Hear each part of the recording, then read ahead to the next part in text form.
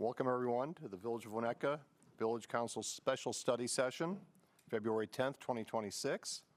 And we'll call this meeting to order, and let's mute our cell phones and other devices. And Kristen, would you like to call attendance? Trustee Albinson? Here.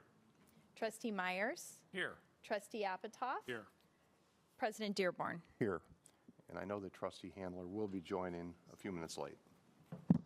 We'll move to item 2, public comments. I'll ask if anyone in the audience would like to speak about an item not on tonight's agenda. Please remember to keep your public comments to a maximum of 3 minutes so that everyone has an opportunity to speak. I don't see anyone. Anyone in the public? No? I don't see anyone raising their hand, so we'll close public comment, move on to the item of the evening, our item 3, discussion of everything you want to know about stormwater, and we're afraid to ask. But tonight's your opportunity to ask. So tonight, council will receive an update regarding the Western Stormwater Management Program.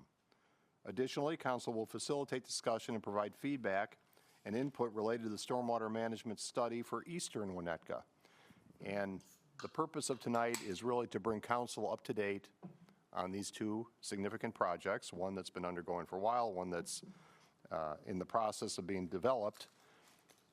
There's no, and Kristen will talk about this, there's no policy direction we're providing. It's really a Q&A, determine where we are, how we got here, and where we're going from here.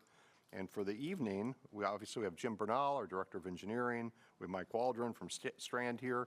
Trustee Handler is now in the house for the record. Do you want to call her in or not? Trustee Handler? Here. Okay. And Kristen, why don't you give a little synopsis of what this program is all about tonight? Yes, so I do want to thank our engineering director, Jim Bernal, and our chief financial officer, Tim Sloth, along with Mike Waldron, who's joining us from Strand. A lot of work went into this presentation tonight. And the basic structure will be, we'll cover an update on the Western and Southwestern project first. The presentation, we timed it, and our dry run will be about 25 minutes. There's a lot of good detail in there. We will then engage in questions on the Western and Southwestern portion. Following those questions being answered, we'll proceed to the Eastern presentation, which again will be about 25 minutes and have an opportunity for questions and discussion at that point. Okay. Everyone understand the evening here? So I have my caffeine here. We're all ready to go. So we'll start out. Who's going to start? Jim? Jim Bernal will start the presentation. Okay.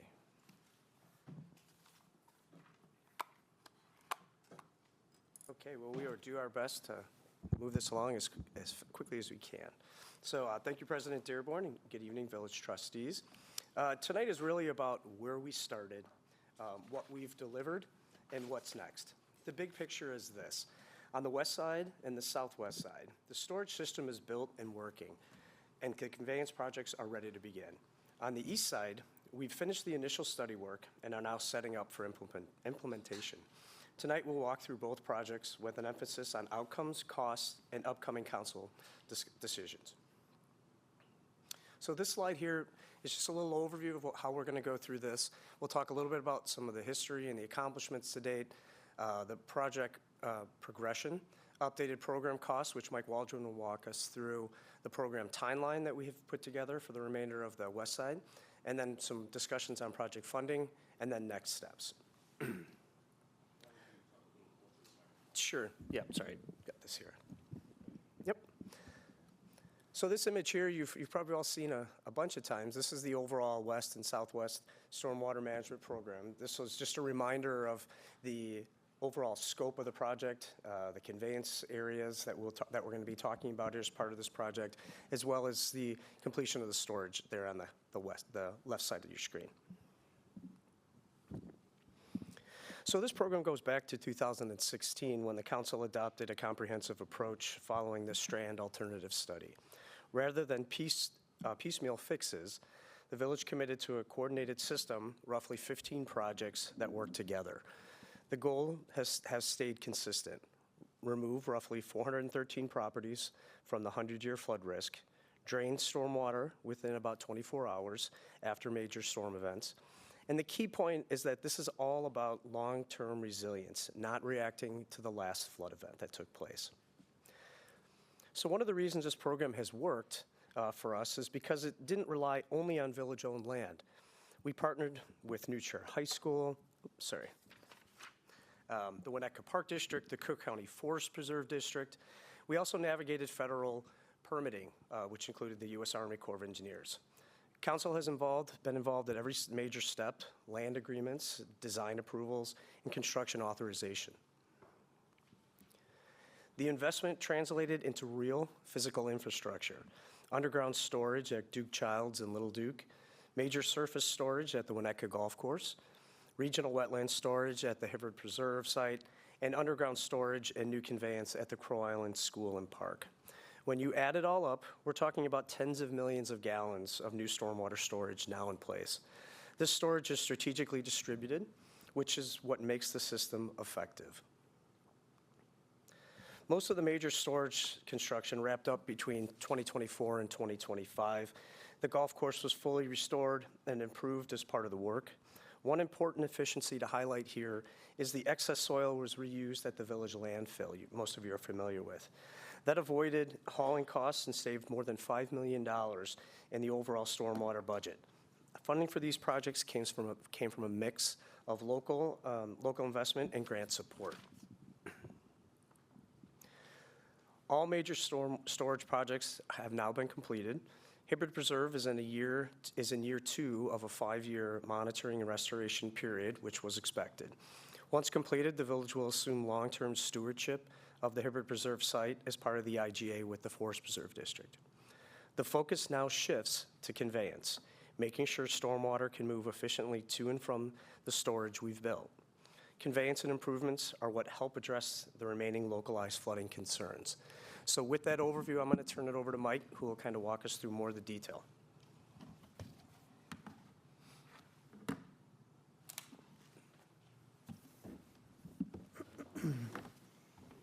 All right, thank you, Jim. And I really do enjoy coming out and talking about stormwater. So this is not a burden on me. So I do appreciate the chance. So I am going to do a deep dive into both the west and the east, but first the west, obviously, because I think it's important to understand the various components that are involved in both. And how you can compare them both. So I am going to start with the west side, but I do want to just step back a little bit and maybe remind everybody, you have a drainage divide, cuts through the community, pretty much Green Bay Road. Your eastern watershed is about 890 acres, flows towards Lake Michigan. Your western is about 1,600 acres and flows west towards the lagoons and the north branch of the Chicago River. So starting with the west side, you've seen this figure many times. There's a lot of stuff on here. These are the various components of the west side. I am actually going to walk you through each of these components because some might not be aware of all the different pieces on it. And forgive me also, there's a table I'm building on this slide deck off to the left side. This table follows along the stormwater tracking spreadsheet that you have seen almost every year, and it follows along your capital improvement plan also. The problem with it is that it's not very geographically friendly, so it jumps around the village a little bit. I'll hopefully be able to walk you through that. So first project I want to focus in on is the Hibbard Preserve Stormwater Management Wetland shown in the lower left-hand corner. That's on Cook County Forest Preserve District property. Like Jim noted, that project is substantially complete. We're in year 2 of a 5-year restoration program to meet our Region 1 or our individual permit requirement with the Army Corps of Engineers. Second project in the list is the landfill modification, and as Jim noted, this has been a huge benefit to the village. Over $5 million has been saved with our ability to dispose of excess materials on the landfill as opposed to hauling and disposing of it off-site. And we're going to continue to use that landfill as much as we possibly can as we move through the remainder of the project. Some of the other storage, this is the Crow Island Underground Storage Facility. It was built on Crow Island, of course, but kind of split between Winnetka Park District's property and District 36's property. We also completed Duke Child's underground storage facility under New Trier High School District, as well as Little Duke underground storage, which is under Winnetka Park District's portion of the Little Duke athletic fields. We completed the par 3 stormwater storage facility on the par 3 golf course, as well as the 18th hole on the north course. And then with all of that stormwater storage work that has been completed, we have done some conveyance work to this point to connect those facilities together and to kind of get us started with the conveyance up into the neighborhoods.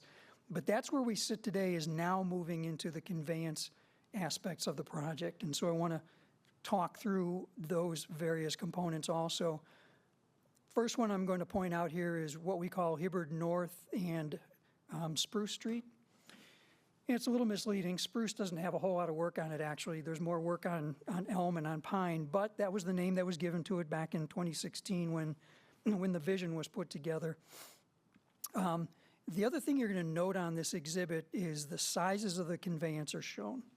And what you're going to see throughout most of this conveyance aspect on the west side is we're talking about very large conveyance. We're talking about large box storm sewers. We have 10-foot wide by 5-foot tall, 8-foot wide by 4-foot tall. I think our smallest might be a 5 by 3, but that is very large conveyance going through the neighborhoods, which is what makes this aspect of your stormwater program, the west side, unique.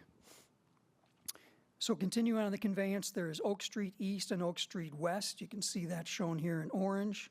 And then just south of that is Ash Street, shown in black.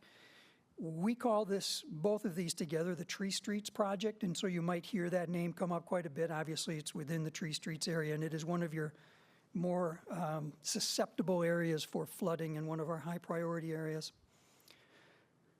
Then we have Willow Road East. That's this blue segment on Willow Road, generally from Crow Island School east to Provident. That's the project that we're looking to start construction on this year. This is in a bit of a partnership with IDOT. IDOT's paying for an awful lot of the roadway-related stuff. The village's aspect of the budget is for the stormwater-related stuff. And like I said, we're hoping to get started, not hoping, we are going to get started on that project this year. Some aspects that have been completed, the Crow Island outfall, that connects the Crow Island underground storage facility to the Hibbard Preserve, and that is actually done at this point. Now I start jumping around a little bit more. This segment is Mount Pleasant. This is just east of the Crow Island School. That's going to be a large 10 by 5 box storm sewer, and it's colored in orange on the exhibit because orange is the color I chose for the south of Willow section. So you're going to see a bunch of segments that are orange colored. We consider those the south of Willow project. Another section of the conveyance that's been completed is Sunset West. That's generally from what would be Euclid extended west out to Hibbard Preserve, and that's been completed to this point. But there's also a Sunset East that runs from Locust to Birch. And again, that's 10 by 5 box storm sewer on Sunset Road. And then I apologize, now we jump all the way up to the northeast corner. This is one of the first of what we originally called the upstream areas. These are generally areas that are disconnected from the rest of the project, but these are neighborhoods that had some flooding problems, and so we have conveyance work planned up in there. Now, I'll also apologize because none of that work is actually on Provident, but it ties into the Provident storm sewer. It's more on Locust and Spruce, I think. So next I've got the Locust section from Mount Pleasant down to Sunset East. That's another part of the south of Willow section. Another upstream area is Hill Road. That's some storm sewer being replaced on Hill Road that's not generally connected to the rest of the system. And then the final part for the south of Willow project is Skokie Ditch. You might remember if you saw this project back in 2016, we had originally intended on putting a box storm sewer down that ditch line. If you've ever walked that ditch line, you'd probably realize that's really not a good idea. It's very, very tight back there, so we've actually pivoted. We're going to do some ditch regrading in that area. We are going to replace some of the existing piping out there that's undersized, and we're going to do a box on Birch instead to handle that portion of south of Willow. So Mike, which of the projects listed on the conveyance have been completed in your list to date? On the list, completed to date would be the Crow Island Conveyance Outlet Okay,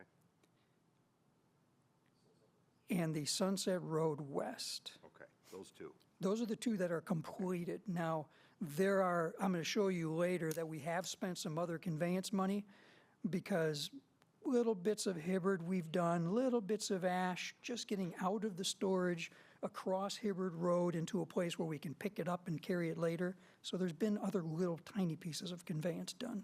Okay, thank you. Yeah. I have, Well, let's let him keep going. okay. I know I did. I have, okay, I know. Go ahead, A you got a question quick that one? would help me understand the rest, Okay, though. go ahead. The Stormwater 101, how has what we've done so far been helping and working without the ability to convey water from all these other areas? That's a great question. I always worry that we're going And to if get we hit need to with, table that question, fine, but I No. felt like I'm confused as to if we need all, I'm not saying we do don't. we need it this, but- all, right? Yeah, so the storage is great. And what I have seen from it is that we have had a 2+ year storm event since the storage was in place. And Jim, I think you'd agree, we did not have any real roadway flooding with that event. Lucked out a little bit. Well, I think the storage has definitely helped, where otherwise your 2-year event, you were flooding streets. You were flooding streets. I would remind everyone, we used to bring out the blue pumps, remember, on the side? And so everything used to go out into the Duke Childs field, and then we'd have to try to pump it across the street. So that has gone away, where we don't need the blue pumps sitting out anymore. So that underground storage and above-ground storage we've installed, that's fixed at least that component, so we don't have to try to draw down the Duke Childs field like we used to. But I am worried that you're going to get hit with. You know what I mean? You see So I where know I'm going exactly with where you're that? going with that, because that was my thought is, as we look at all these other 18 projects we need to convey, or whatever it's going to be, is the impact we've already had going to prevent us to say, hey, we don't need to do this because it's actually working better than we thought? Oh, I can't comment whether it's working better than we thought. We have modeling, and like I said, we haven't been hit with a significant rainfall event since. You got hit with 3 100-year events before you went out and doing that. That was great. I don't want that to happen yet, because what I will tell you is yes, you're not done.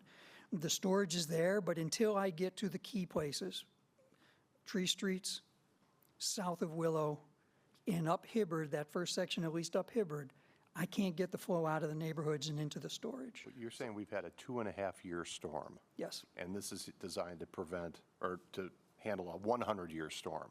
Those are orders of magnitude different. So- significantly Okay, different. so right now, when it rains on a tree street, how is that water, A 100-year storm, it's going to flood. no, but, I mean, even now, when it's how is the water getting, it sounds like it's not getting to storage because there's no conveyance? Where is it going? It is going into the storage, but it still goes through the existing conveyance system, which is small diameter pipes. Okay. So it takes a long That's- time. But I think, and I know we'll keep going with the Yeah. presentation, I think the discussion's going to be around, okay, that was the original scope. Do we change the goals? Do we change the scope of With more where we can? knowledge. Yeah, In other exactly, words, exactly. This far through. Okay. So, Can we but- make Hang on, Mike. Okay, thank you. Hang on. I'm sorry No, if my I fault. didn't mean to No, start a this will whole help new us inform. discussion. I just couldn't understand it going forward if I didn't know that. Thank you. You bet, you bet. So then did I hit the last one? The last one is extending further up Hibbard, which is what we call north of Pine. And that actually is some area where we have smaller diameter, 48-inch diameter storm sewer. But everything else up to this point has been fairly large box storm sewer in the neighborhoods. And again, to the question, they are necessary because otherwise we can't get the drainage out of the neighborhood into the storage that we have completed to this point. So one more order of business. Since 2018, we've done some modifications to the plan, just as we've gotten into engineering. And mainly those big ones are sections like the Locust Street section, which used to be considered an upstream area. Actually makes more sense for us to build it as part of south of Willow. Same thing with that Skokie Ditch area where we were going to do that diagonal box culvert. We've made that all part of south of Willow. Everything in orange on the exhibit is now south of Willow. So the cost and the budget lines for those two items, we rolled into the South of Willow project. And I'm bringing that up only because if you were to look at last year's stormwater tracking sheet and this year's stormwater tracking sheet, you will see that bit of a difference in those two tracking sheets. So now I want to step back to 2018 and talk through how we came up with the budget that we have to date for this conveyance work. So this is all of the projects.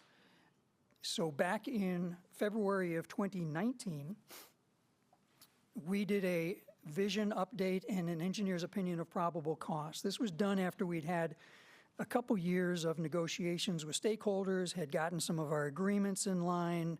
The overall vision had really been refined at this point as to what it was eventually going to be.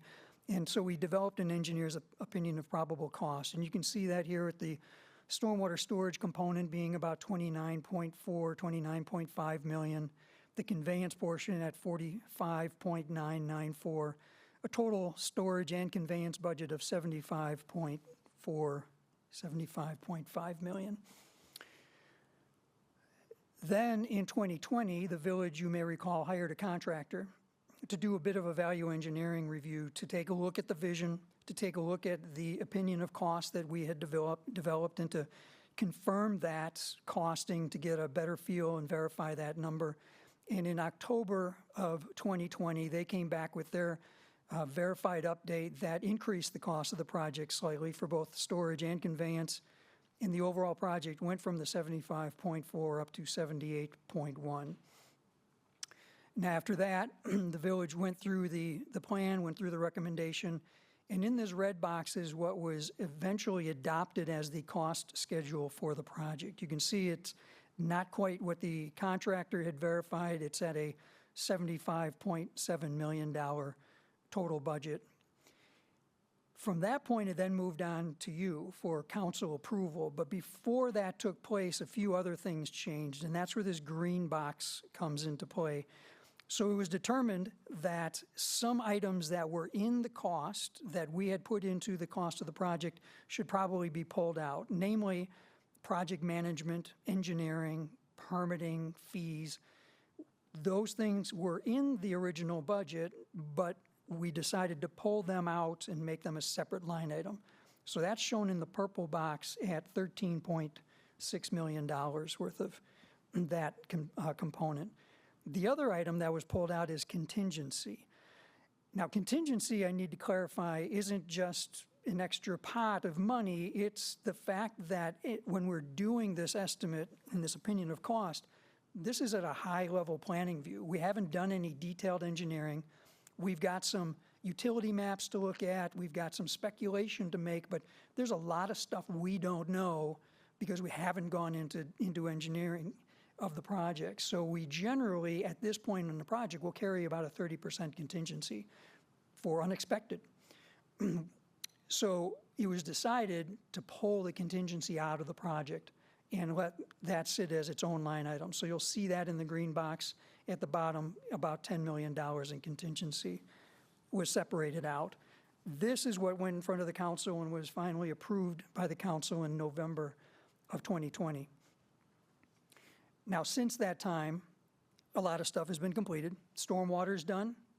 A lot of the engineering, permitting, a lot of the fees have been paid, so a lot of that purple box is also done, leaving us with the conveyance aspect of the project. And so that's what this is, an expanded or exploded view here to show you the 2020 conveyance budget, about $32 million for the project itself, $8.4 million in contingency, a total conveyance budget of about $40.5 million from the overall, as its aspect of the overall project. So there's a lot of numbers on here. What I want to focus on now is just that bottom line cost of the project and talk about how we have dealt with this budget since 2020. So here again, here's this budget in 2020 of about $40.5 million. You may recall every year since then, we've escalated that budget number based on the consumer price index. This table here can show you that escalation that was performed in 2021, 22, 23, 24, and 25. With those annual consumer price index escalations, our budget today would be $48,372,000. Now, the other thing to note in that table is that the contingency was not escalated. And again, contingency is actual infrastructure. There's actual items that we would anticipate to build with the project, but that was not escalated with the consumer price index.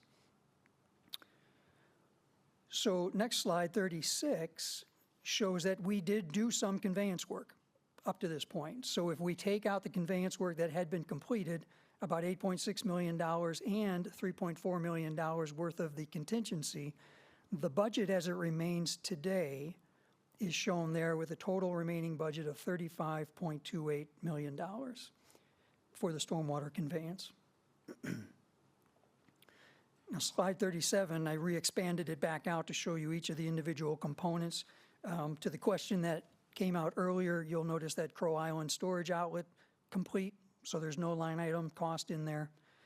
And compared that to the engineer's opinion of probable cost, which we created here at the beginning of 2026 to bring us up to date. This is the number that was in your report. The engineer's estimate on the project is $52.4 million. You will see our contingency has gone down. Engineering on these projects is sufficiently completed at this point, giving us a confidence level in what we've designed, but we still hold about a 10% contingency for things that are realized during construction, things that were not known before we started to get a shovel out and dig in the ground. But that's our engineer's estimate at this point. Comparing the budget to the estimate, that is about a $17.1 million deficit. Deficit. So $17.1 million more than the budget we're holding to date. That is obviously a big number. And that's the question that is at the table. What does that number reflect? How did we get to that number? So at this point, I'd like to walk you through where that number comes from and what we feel is behind that, that difference in budget to our estimate at this point. And the main item in there is slide 40, the construction cost inflation since 2020. So as I noted, the village has been using the consumer price index, but that's not applicable to the projects that we're doing. We're doing conveyance projects, underground excavation, large piping, roadway-related type of work. That's corridor work. And so there are several indices we usually track to track the cost of those. You can see those listed there. Some of those you might be familiar with, the FHWA, Federal Highway Administration, Concrete Pipe Institute, which is obviously a big component of this project. The two at the bottom are very important ones, Mortenson National and Mortenson Chicago. Those are indexes of this type of work, corridor work.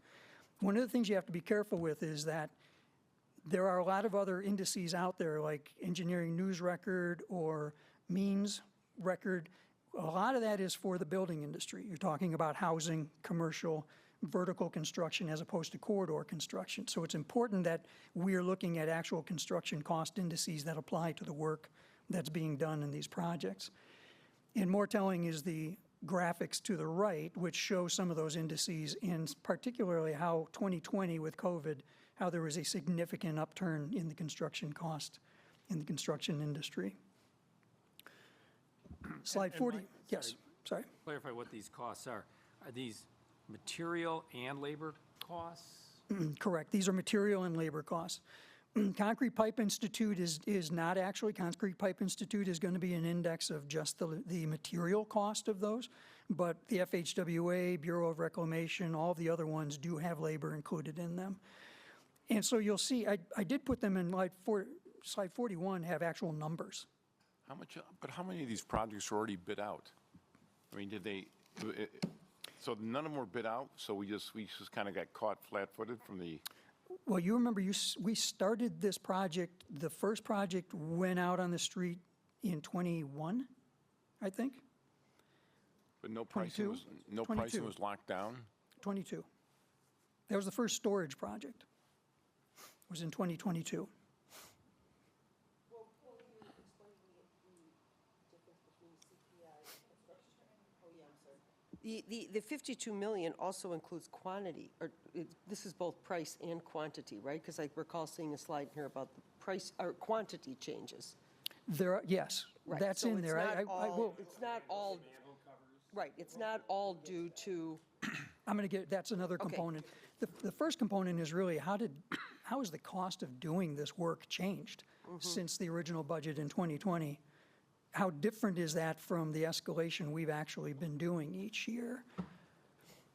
And from a number standpoint, you can see in slide 41, these are the numbers. So like, for instance, FHWA indicates at the end of 2025, construction costs went up 174% since 2020, when our original budget. That's not year over year, that's from absolute. From 2020, yeah. I do have a slide, and so you'll see that year over year on the next slide. But now, obviously, the point you noted is that these are a lot of different indices.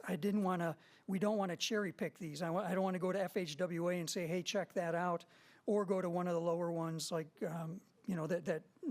Bureau of Reclamation, that is a little bit lower. So the average of these indices is shown in the orange bar at the bottom there, which on an average is 150% higher cost in 2025 through the end of 2025 since 2020.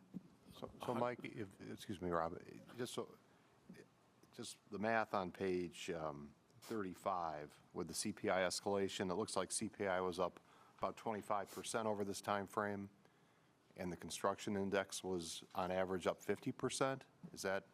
Yeah, at least that. I think the CPI is probably not even 25% so slide 42 actually compares year over year from construction cost index, average of the construction cost index to the CPI. I'm just looking at 35, the budgets that we had, that you were using CPI on. You went from 40.5 million to 48 million. This is just my penciled math. So it's $8 million with a starting, about 20%. Okay, so 20 versus 50? Is that essentially the difference? Yeah. Ballpark? Okay. Probably ballpark. But we had nothing to protect us from this type of escalation in our contracts? No, we don't have contracts. We have no contracts. costs escalating over time. But when the project starts, so when they bid the job, They didn't bid the job. These are oh, estimates. that's, We was bid it- just storage. This is just, that was conceptual. I hate to use the word conceptual. It was more than conceptual, but we didn't have design or engineering, so there were no we started, contracts. but we started work in 20, Not on conveyance. Yeah, so so these are the costs for projects. conveyance. Just conveyance. Just conveyance that we haven't started yet, but every year we escalated it, so we made sure that we had it. That's the overview. Yeah, go ahead, Scott. One more question on the, oh, sorry. I'm sorry, Kurt. Tim. Or- budgeted cost. So the escalation of the budget, not the escalation of the project. Correct. And we were using CPI.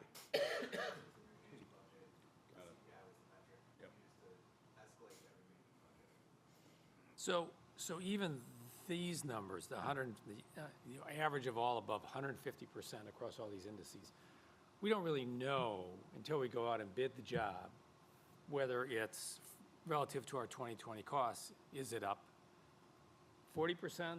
Is it up 55%? I mean, I guess what I'm wondering is how comfortable are we even with the error, the degree of error around that 150% increase? Yeah, this is the construction cost index is kind of a high level. Yeah. But I do get into some of the more particulars, like what is the cost of a box storm sewer in 2020 versus the cost of a box storm sewer that you just paid for back in 2025. I will show you that here in a moment. So that'll give you a 'cause better I'm feel. seeing- We're in chapter 6, 123% and there's 12 chapters. That'll give you more clarity on that. Yep. But this is a little bit, this is a little bit blanket across the board, how the cost of doing this type of work has changed over the years. Graphically, this was kind of your question, how different is this? The blue line there is the construction cost index, and the orange line is the consumer price index, year by year. So you can see the difference between the two of them, and specifically back in the early 2020s was a significant difference between those two indices. So when I apply, going back to our budget from 2020, and I apply the construction cost indices, slide 45 indicates to us that we would be holding a budget of about $61 million at this point. Now, I also, in that table, you'll note that I did escalate the contingency with it. So again, with the CPI, we did not escalate the contingency. In this, we did, as I said, would be at a $61 million budget. So then, taking out what we've completed to date, we would be at a 48.9, just about a $49 million budget to date. And then comparing that to the engineer's estimate of 52 million, we're at about a $3.4 million deficit still. So that's kind of a big picture of the cost of the construction industry at this point. But I think one of the questions that was asked that I want to dive into is, okay, so show you some actual specifics within these various projects. And so we did that. Slide 50 kind of explains that. We looked to see where were there some significant changes in these projects. Could it be length? Is it just cost? And what we look at are big ticket items. Those are the things that are going to cost the most within the project. And of course, these are stormwater conveyance projects. So the box storm sewer is going to be one of the biggest costs in the project. All of these projects, box storm sewer represents over 50% of the project cost. So it's a good indicator to look at to say, how is this changing the cost of my project? Another one that we looked at were storm manholes and high-capacity inlets. You will see that we increased the number of structures on the project significantly, and that came from getting into the design and realizing with the flat topography that the village has, we need more inlets. So from another Stormwater 101 type of concept, we're trying to get a 100-year storm event that falls on the ground to get into the inlet, to get into the system. So I can build this big system, but if I can't get it into the system, it doesn't do me any good. Because Winnetka is so flat, I can't allow that water to build up too high over the top of the inlet. So unless I have enough inlets, I can't get the water in there. And so the number of inlets increased quite a bit on the project, and I'll share that with you too. There's also differences in the length of water main, sanitary sewer, and ancillary items like trench backfill and roadway patching that have changed since the original vision of the project.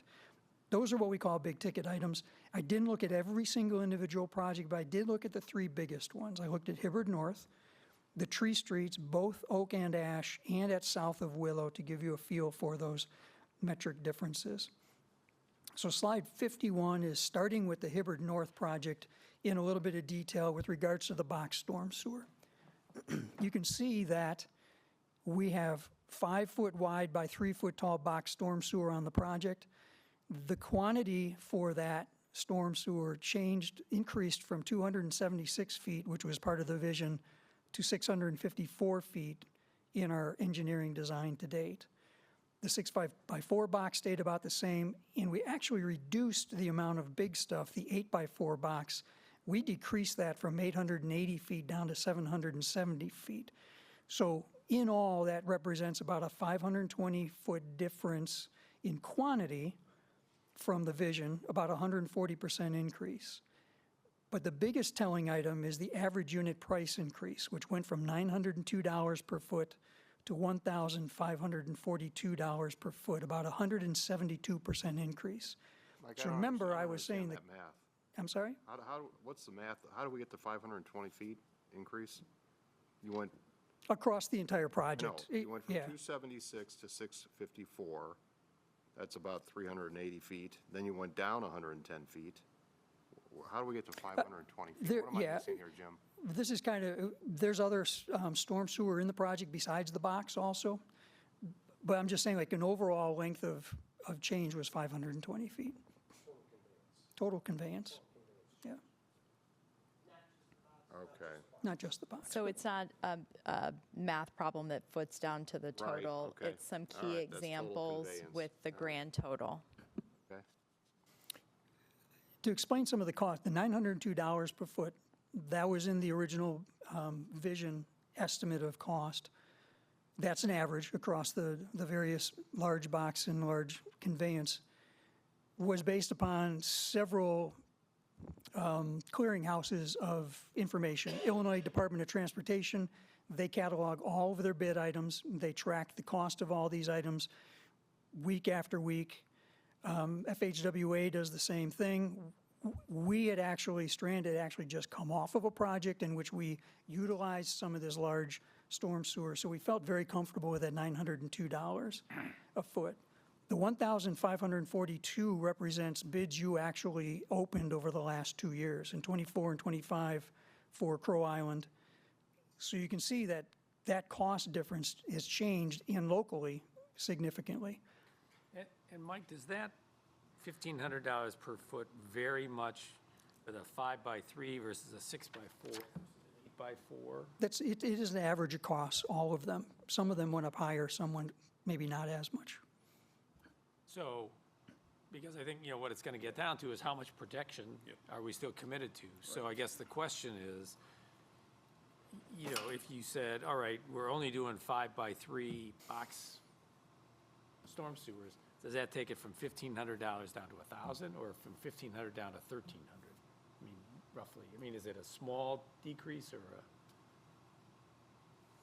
Well, as you see in here, just the change. Your microphone, Jim. Mike, if you want to just. You have one. Sorry, Mike, if you just want to get to the total part on here. So even with this whole change on here, we're looking at a $1.8 million increase for all of the stormwater chains. So even if we were to reduce from, let's say, the 8x4s to the 5x3s, there would still be an increase on it. Maybe it wouldn't be 1.84, but over the overall scope of the project, it's that large box culvert that is the major conveyance. So it's not where you want to cut, that's not a spot you'd want to cut your corners at, because that's what gets it away as quick as possible. So, Right, but I know you're exactly going with this. And this is a longer conversation Yeah. after we get through the presentation. Okay, but let's yeah. keep going through it then. So I'm not going to give you detail on every one of the projects, but I did do a summary here for Oak Street. The length on Oak Street generally stayed about the same. The unit cost average increased by 273%. The overall, with an overall cost increase of about $3 million. Ash Street increased by 282 feet. Unit cost increased 379% with an overall cost increase of $4.2 million. And then on the South of Willow project, we actually decreased the length of box storm sewer on that project by 540 feet. We also reduced the box sizes on that portion of the project, so we brought a lot of that down, and so the average unit cost only increased about 140%, but it was still an overall increase of $1.3 million. So just those 4 projects together, taking a look at the quantity, we only increased the length of box storm sewer by about 245 feet or 102%. So it's pretty close to what the original vision had been, but the average unit cost increased by 200%. And that reflected about a $10.4 million cost difference from vision to estimate today. I had mentioned a few other metrics in here too, the storm manholes and the high capacity inlets. As I said, that quantity increased significantly from 90 to 420.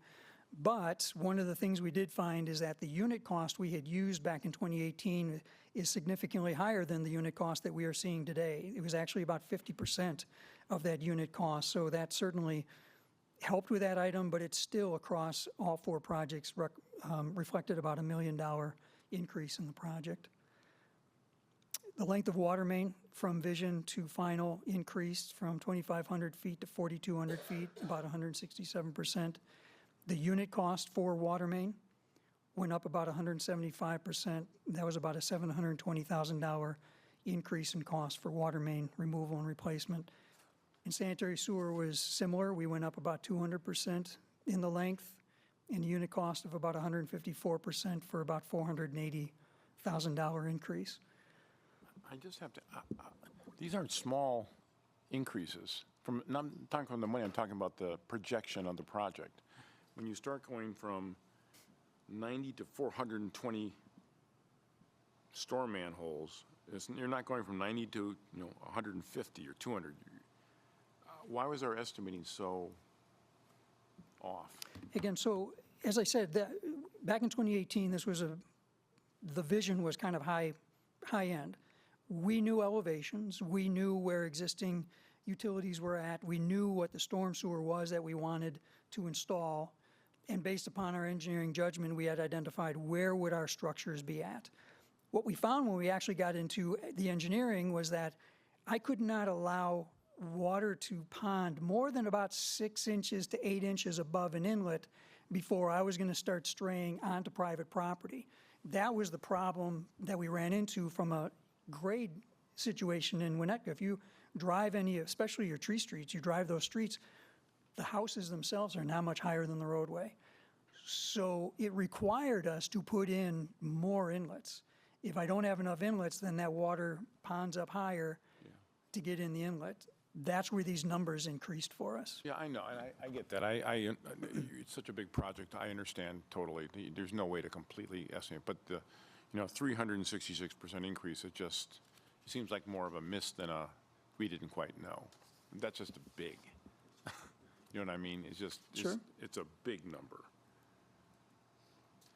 Again, at Vision, we're using that engineering judgment until we get into design. I That's, get it. again, that's a lot also where the contingency comes in, things that we didn't necessarily expect when we were looking at it on the higher level. So in total, just those big ticket items, we've identified about $14.8 million in cost increase from Vision to the estimate, the engineer's opinion of cost today.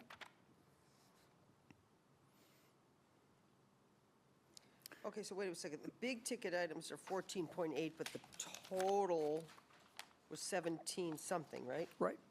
Oh, okay. So big ticket probably makes up Almost maybe, one and the same. I mean, well, big ticket probably makes up, like I said, stormwater or the conveyance is probably 50% of the project cost. The other items are probably getting you to about a 60% or so of the overall project cost. So that still leaves the other aspect of the project, other 40%, let's say, that is subject to the consumer or the construction cost indices that we looked at to close that gap. So what we see in here is that when we did the construction cost index escalation, we generally saw on average 150% change, but you'll see in a lot of this information, those unit costs that we are actually seeing are higher than that.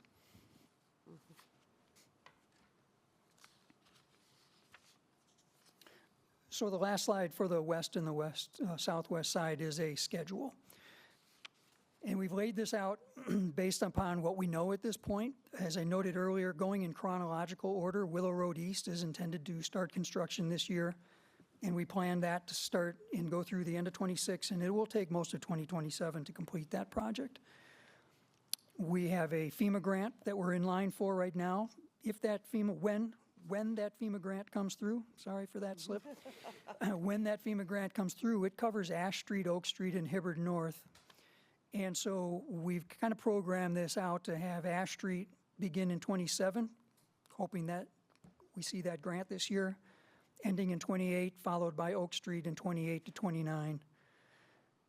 We then, from there, pivot down to the next critical area, which is south of Willow. We'd anticipate being able to start construction on that in '29 and into '30. And then this upstream area, Hill Road, it's very close to the south of Willow, so it's possible you might program those together. Again, Hill Road is not a critical. So there's some of your question that probably comes to your mind about, okay, where might we shave off of this project? Well, that's why the upstreams were identified, because they're separated and they weren't as critical as these areas like Tree Streets, south of Willow, and Hibbard areas. So that could be laid off. We then put Hibbard Road in from 2030 to 2031. So the village has an STP fund or STP grant right now with IDOT to reconstruct Hibbard Road. So we'd like, similar to Willow Road, we'd like to make those two projects coincide with each other. And the programming for that is expected somewhere in the 2030 to 2031 range.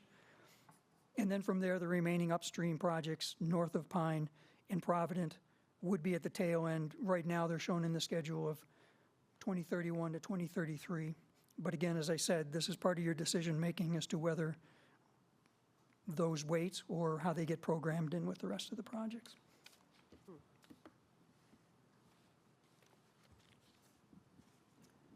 Okay. You have one last slide here on next steps?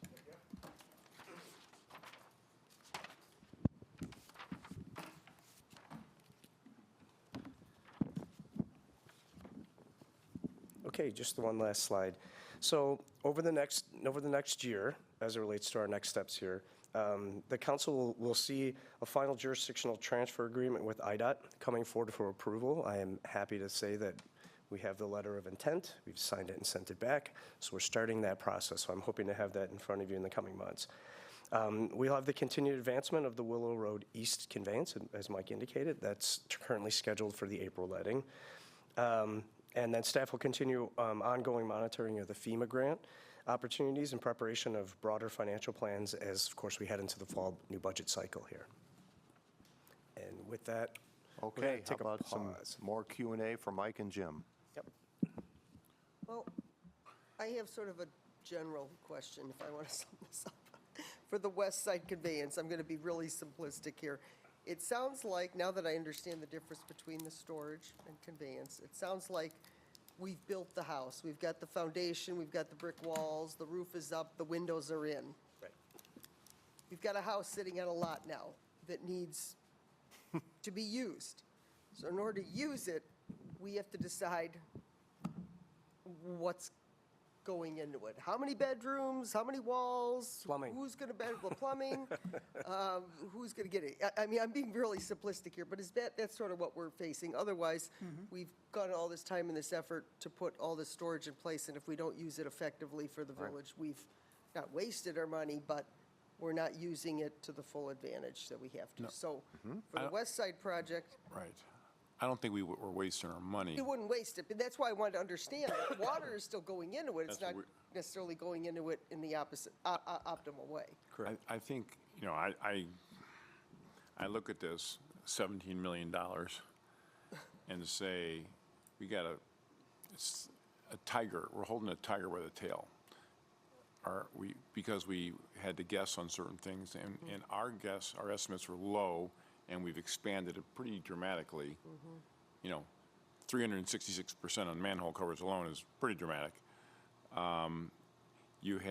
So it's just unknowns. So you have the underestimating, and then you have this crazy cost increase. The combination is, so I have to deal in reality, which is, that $17 million is a hell of a lot of other projects that we are hoping to use that money for the village and taxpayer money.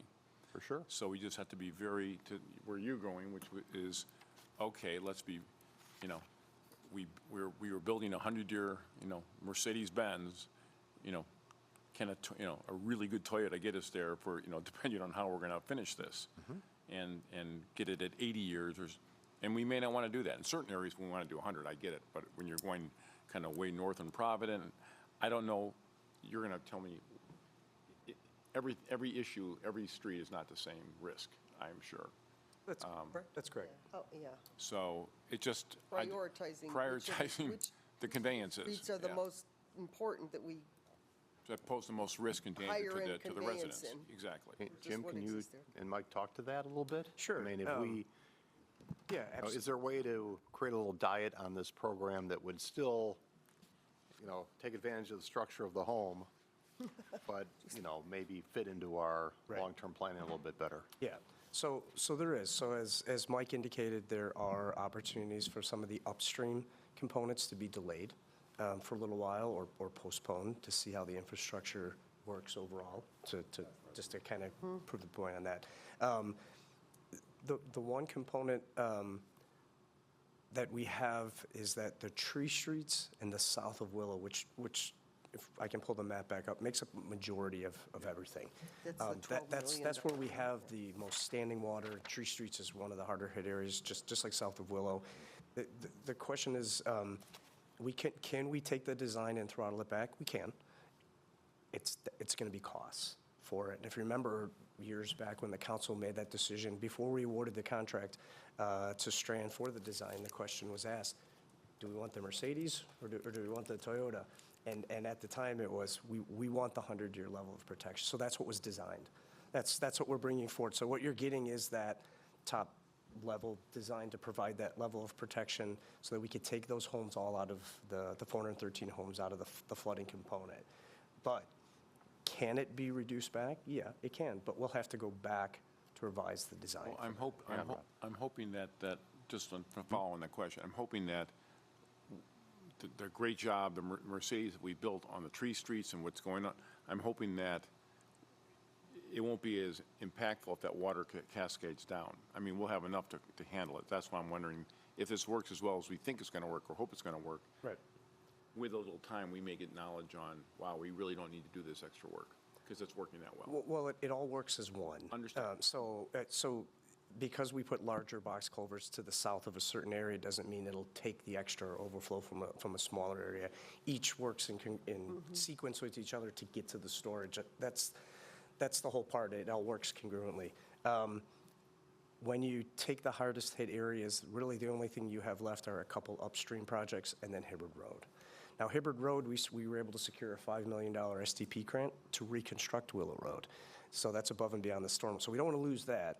Of course, if I build you a really pretty road, you don't want to rip that out to go back and put something later on. So that's the time to put that infrastructure in. We can take a look at it if that's what you want. It could delay things. Now, I will say the FEMA grant that we put in was based on the Mercedes design. That's what we're telling FEMA. That's what we're presenting as this is why this project is so important. But is that the Mercedes for those projects, those specific projects? Specific streets. North of Willow, that area is what That's the FEMA grant. That's correct. And so you wouldn't have to necessarily change, if you altered other streets around the project, that wouldn't affect the FEMA. Correct. That would be something. Scott, go ahead, you had a question. Yeah, two things. One, I think we should all be careful. I think we should strike using the Mercedes version versus Toyota, right? You know, these are people in homes who've been flooded and they want protection and, you know, But it's. that's both will give protection, is my point. You don't skimp on that, I agree. I'm sorry, it's You don't what? skimp, yeah, I'm with you. We do not want to skimp on solutions that don't work. Right, they but both have to work. But I think what it comes down to is we set a target of saying we wanted to provide protection for a 100-year storm. And for better, for worse, inflation, design, increased design knowledge, this is a 100-year flood protection for 413 homes. The thing that concerns me is we haven't even started talking about the east side. And if I'm a resident on the east side, I'm not going to accept 25-year protection if the west side is getting 100-year protection. So I guess my question is, we have more knowledge now. Should we look and say, you know what? We set out to provide 100-year protection, but we've got a bunch of other things coming up in this capital project, and we can really only afford 80-year protection. Or, and I don't want to state a number here, 50-year or whatever it is, but I think we have to look at this not as west and east, because whatever we do for the west side, the east side folks are going to want fair treatment. And that cost has gone way up also. Well, I guess maybe what I was thinking is there are some neighborhoods, and I think that a flood is going to hit harder, faster in certain neighborhoods than it is in It's a others. And that's So different therefore, problems. Yeah. the ones that have a lower risk that are going to be hit harder, perhaps those are the ones. We're not necessarily diminishing the protection they have. We're just saying that the risk factor is much lower, therefore we don't have to invest as There much. was a heat map that I remember Strand created early on in this, and Winnebago's a bowl, right? So the people on the tree streets in the 1,000 and 1,100 block, all the water rushes downhill into their streets. Right. So that area, perhaps it is the 100-year protection. Ones where it's rarely hit could be right. So we've kind of protected, but not right to off that the bat, extent. everyone gets 100-year protection. Wow. Maybe maybe we have to revisit that, just because things we have changed. can't, right? Right. You know, to go to our residents now and say, yeah, we're just going to ask you all for a little bit more money, you know, a lot more money here. Lot Mike more and Jim, is the data here, what's your level of comfort at this point with these numbers? I mean, is this, can we go to the bank on these numbers? Today, yes. Yes. Today, yes, absent inflation, but in terms of the engineering, the amount of components, the footage, et cetera, that we can go to the bank on, inflation is what it will be. Correct. Correct. Is that correct? Yep. Well, we do have to force prioritize. Rob, you've talked about that. We need to look at the funding sources. You mentioned the FEMA grant. I mean, that's a critical funding component of this. If that's a commitment we've made to FEMA, we got to stick by the Well, commitment. for Yeah. sure on that. And that's for the tree streets. I think on the heat map, that's going to show That's the highest the risk. highest level of risk, probably. Yep. So maybe what we are saying here, let me just ask a broad question. If you said we want to go to 75% protection, is that going to reduce the cost by 25%? Or is there an incremental, I mean, how does that work? Yeah, and I don't, it won't be linear like that. Right. It right. won't be linear like that. Yeah. So you may not get the bang for your buck when you reduce the Right. protection. There's a unit cost.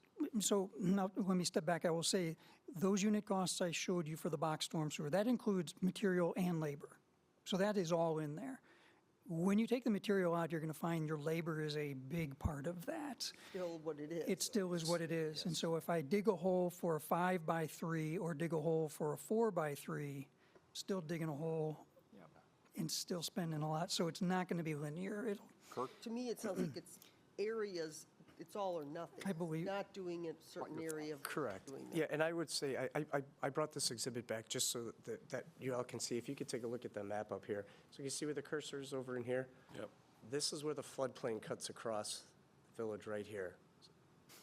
So the Tree Streets area, Oak Street, that's high flood priority, and this area in here is all floodplain.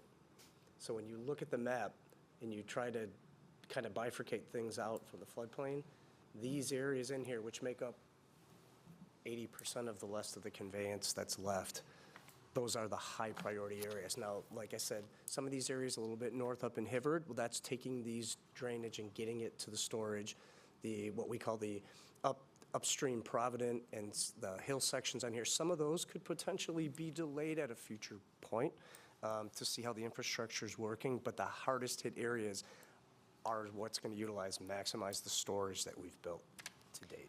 And one other thing likely that is relevant here to think about is that how many 100-year events have we had in the last 2 decades? Well, in the last 3 decades, we've had 3 that I can think of. So 3 100-year events, and a 100-year event is supposed to be 1 every 100 years. Right. So the level of For 300 years. the level of protection, and I think the expectation of the once every 100 years with what we're seeing potentially is no longer a proper name for it.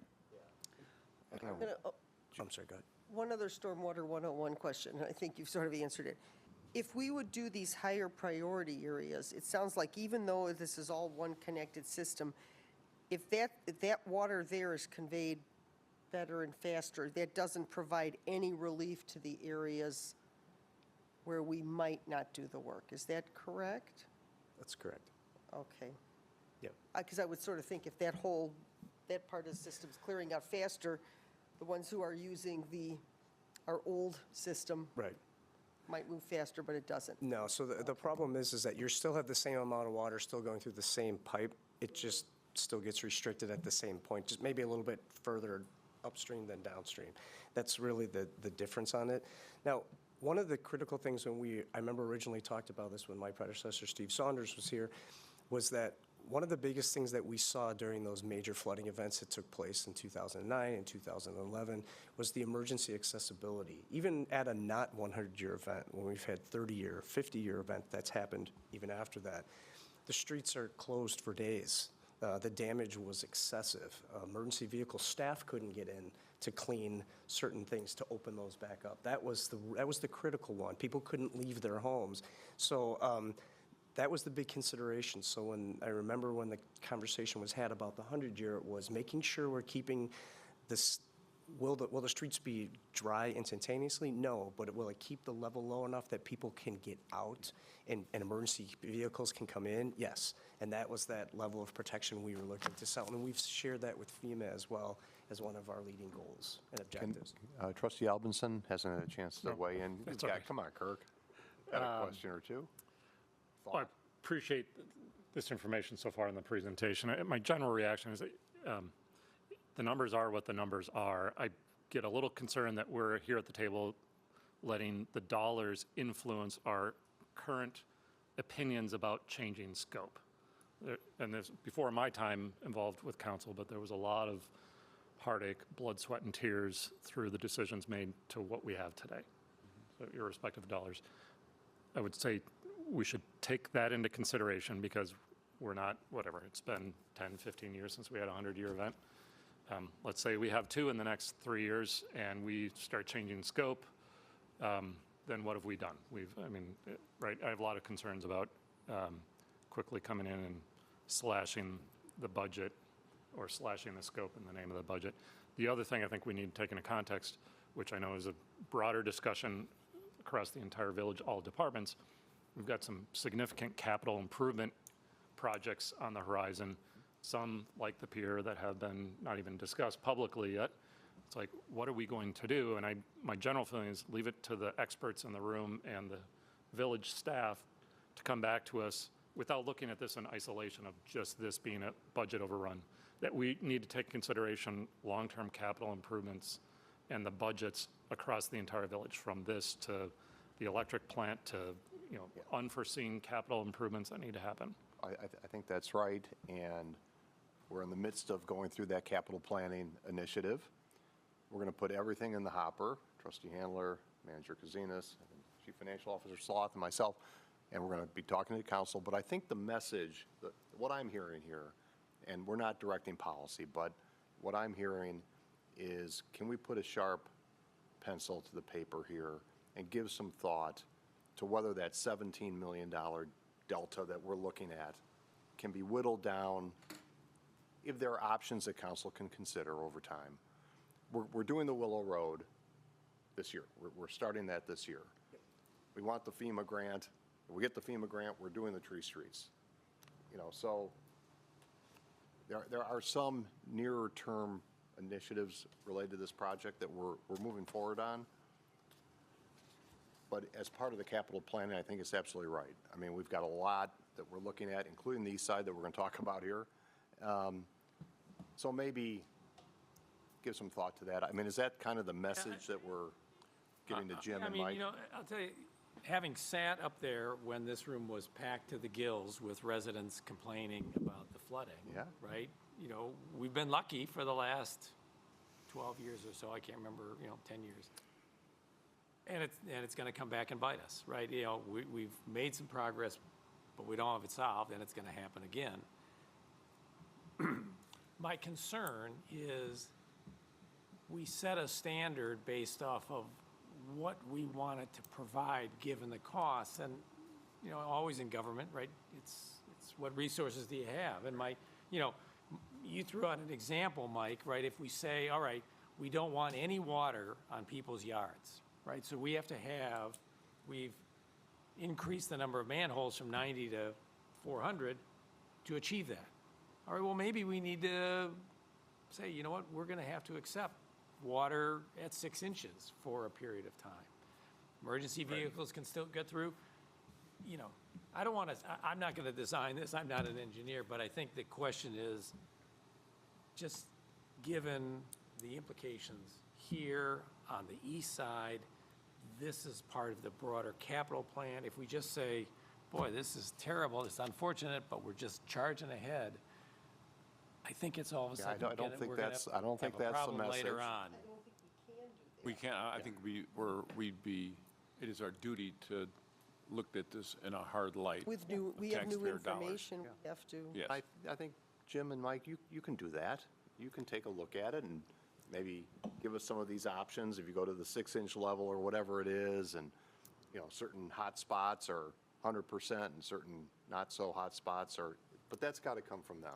Yeah. Right. Well, It's and I going to be a think- portfolio of things, right? And I think also we need to understand that there's a cost involved with changing the design. So on the western and southwestern, the detailed drawing and design, council approved that contract with Strand, and the detailed design is complete. So we're not at a point where we're giving direction on the designs. The designs are complete. So any change to the design, any a new look at the modeling for a different level of protection will come at a cost. So we can't I'm direct. sort of taking away that this might boil down to timing, that everything doesn't get to be done on the specific timeline. There's priorities, and everything ultimately would get done according to the design, but just not, Not necessarily. If things start working better than we think, we may maybe not have we to do don't those have in to order. do the ones at Exactly the right. very end, yeah. Well, But I think it's time. So on that point, good comment or observation. On that point, is there any elements of the design, are there any elements of the design that could go stale over time? Such as, like, if we don't do them in the next 7, 8 years, and let's say they get spread out, like Kim had suggested, with our other capital projects that need to happen to account for the budget, and let's say it gets done in 15, 20 years. Could there be an impact, say, well, in 10 years, we're like, oh, we really, from a design perspective, we need to reevaluate? No, I don't think so. Hibbard might be the only one. I look at an opportunity that you've got funding to reconstruct Hibbard, you would want to do that now, right? But if you didn't do upstream Provident, you could program that with other improvements. Same thing with Hill Road. There are still some smaller, and you're going to see this on the east side, that's kind of the theme on the east side, is some of the conveyance is smaller and may not be a standalone project. It might be something you program with a need for replacement of an old water main, a street improvement program that you had already planned for. I think that's what you're getting to, is kind of delaying those things. If you didn't do Provident, that wouldn't impact certainly your most at-risk neighborhoods. Yeah, that's what I thought. Okay, well, Sorry, just to clarify, but what I hear is there are some things that are upon us, Willow Road. We should not go back and reevaluate No. the design. Right, we are saying that is locked, that train has left the station. If we get the FEMA grant, we're going to move, and that design is locked. So I think what we're saying is, for those elements that are kind of outside of those scope, which are further down the road, I understand it's more scope, but I think we need to step back and not just charge ahead. well, It's our What obligation. impact we can I have. think there's a message on the west side. I think we'd like to have the Mercedes, we'd like to do it all, but it's going to sort of fall into the line of capital spending overall over the next 10, 15 years, and council will make some priorities along the way. I am worried about hamstringing us for the future. Well, of course. When things like Tower Road come up that we didn't expect. There's a lot. So, message received? Okay. Shall we move on to east side here? All right.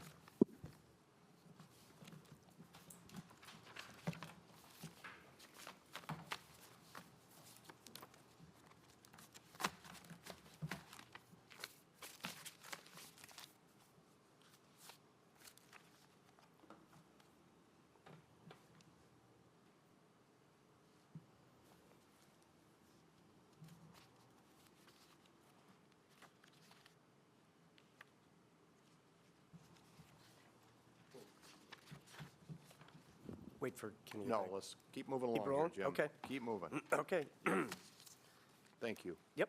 Okay, so we'll get started here on the east side. So similar to the west side, we'll be talking here a little bit about the project history to date. The project progression, obviously, this is a little bit different because we're at the overall conceptual study is what we're talking about. Mike will present the updated program costs along with what we anticipate would be the program timeline. Again, this can be modified based on council direction. We'll touch base a little bit on project funding and then, of course, next steps. So similar to the west side, this here's an exhibit of the east side. You'll see that it's broken down into those 4 watershed areas that you've seen as part of some of the other study sessions. The little stars on here indicate where we currently have outfall pipes. And so this is the overall general area and scope that we're talking about as far as when it talks about the east side.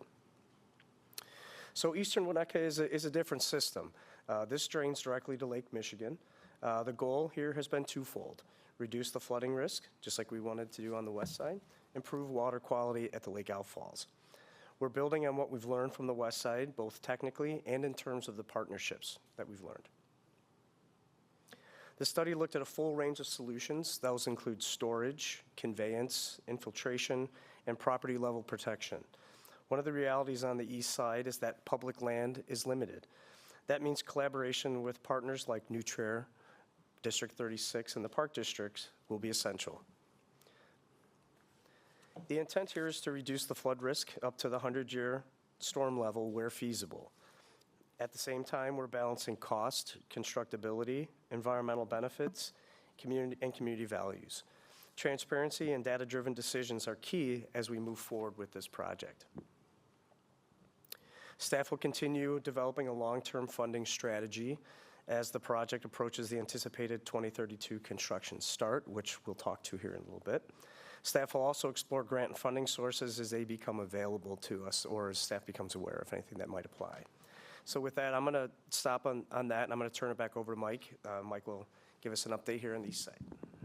Jim, while you're switching over. Sure. It was like 420 houses on the west side that were really adversely affected. Yeah.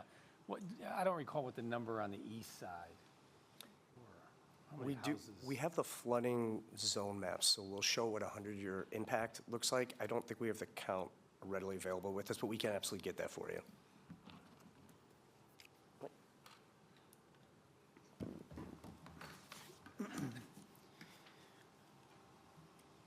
So similar to the west side, I'm going to walk through the east side a little bit in some detail also. Jim already showed this exhibit with the 4 sub-areas: Elder Lane, Elm Street, Willow Road area, which is the yellow, Spruce Street area, which is a bit of a green there, and the Hubbard Woods, which is the brown on the north. And I'm going to start down here at Elder Lane and kind of share some of the stuff that we did share last time I was in front of you, January of last year.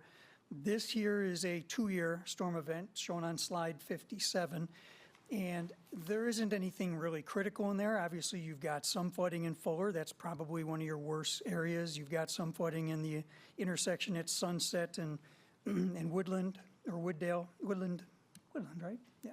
Sorry, Woodland. But the thing I point out here is that you can also see that there's a lot of blue throughout all the other streets, and this is only a 2-year storm event. Storm sewer systems are generally designed to carry a 10-year storm event in the system, which means until you hit the 10, you don't start seeing flooding in the streets. The system on the east side, and you'll see this across the board, generally can't handle the 2-year. So you have a conveyance issue in these neighborhoods. Now, this is a jump forward, slide 58 is a jump forward to the 100-year event. And again, you don't have a lot of flooding in the neighborhoods. You've just got some specific intersection locations where it gets fairly deep.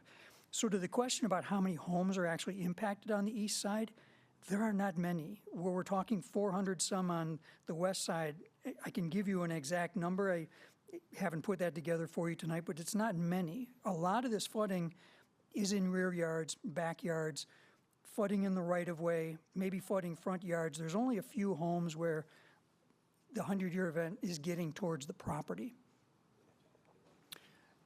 And then, yes, Jim pointed out, the underpasses are problem spots too, right? We talked about that as part of the emergency issue that we have at the Winnetka Road underpass. And then, of course, I'll point out Fuller. Again, Fuller gets 3 to 6 feet of flooding in Fuller Lane during this 100-year storm event.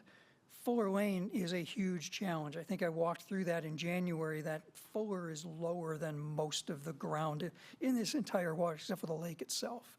So it's very difficult to grab that area and get it drained out, so. Same thought, though.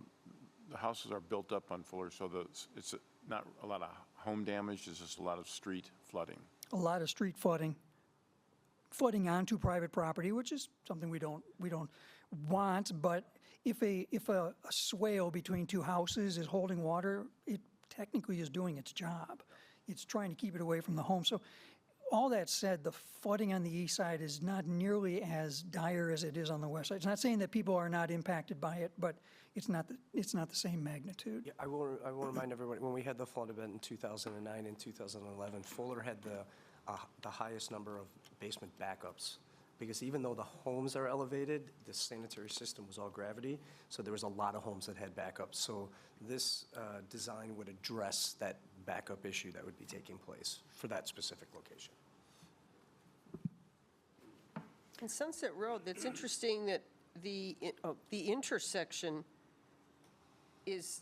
has heavier, but then almost none of the surrounding houses. Is it about the construction of that particular road that's causing that? Like, it doesn't, it's not fanning up and Sunset's out got that into the boulevard. yards. Yeah, it's a combination of a grading issue and then just the existing infrastructure that's in there. The storm sewer system on Sunset is a 6-inch diameter pipe. Okay. Yeah, I don't think that's Sunset. that's really small. So we presented back in January some of our ideas for, That's where you used to live. Yeah, yeah. Yeah, I'm sorry. no, it's okay, some of our ideas for going forward here, and there's really two components to this. The first one I will call out is on slide 60 in what we call the primary system. You remember, we are looking to increase the size of the outfall at Willow Road. Yep, sorry, Jim. My apologies. missing. Oh. No. So those are the- it might be easier just to watch the slide, because instead of, some of these will add a line as Mike's going through, so instead of giving you an individual slide for each tick piece, I gave you the kind of overall last one. So it might seem kind of a little bit easier to watch it go through the process, sorry. Animation, as I could put animation together. So this is the primary system shown here. Willow Road outfall is that star. We're intending to increase the size of that and run a new 66-inch storm sewer on Sheridan Road. At Sheridan, then we have that low-flow diverter. You may recall we talked about this, where we can shave off generally about up to the 10-year storm event and send it to Willow Road as opposed to sending it out the current outfall at Elder Lane. After that 10-year storm event, that overflows a weir and we start using both outfalls. But there's a benefit to reduce the number of times that stormwater flows out at Elder Lane. And then we head up Elder and up Essex, and that orange line there is the only box storm sewer on the entire east side of Winnetka. So you can see there's a big comparison from a scale standpoint, a magnitude of infrastructure standpoint on the east side than the west side. Now, some of the other pipes in here, the blues are that's still a 60-inch storm sewer replacing an existing 36. So it's still a fairly large storm sewer. But it's not the boxes that we're seeing on the west side. And then you'll see as we get to New Trier, we are looking at two stormwater storage facilities there. One is a 10-acre storage facility, the other one is a 15-acre storage facility. It's important, and we've had the discussions with New Trier about these and the locations for these. It's important to understand there's a reason why there are two facilities there. They operate independently. So I mentioned when I got into this that Fuller Lane is significantly lower than the rest of the system. What we're trying to do is separate Fuller Lane hydraulically from the rest of the watershed. When the rest of the watershed starts filling up and the storm sewer starts surcharging, they're just going to flow to Fuller Lane. It becomes your detention basin because it's so low. So the 15-acre storage facility there is specifically for Fuller Lane, to be able to drain into that facility, separate it hydraulically so it's not impacted by the rest of the system. That should solve Fuller Lane's problem pretty quickly. Yeah. It's about 20 yards Yeah. into the bin.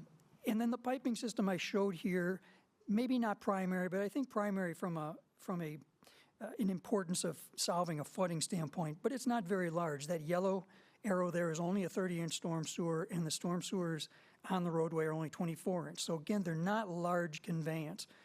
But the reason why we call this the primary system is that nothing else in this Elder Lane area can actually work until that system has been built.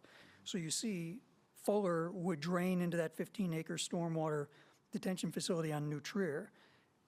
But for me to drain that facility, I need to put in the blue line on Essex, the 60-inch, and the box down to Sheridan, and the 66-inch out to the outfall. So that is a critical portion of this watershed for you to do anything else of importance in the watershed.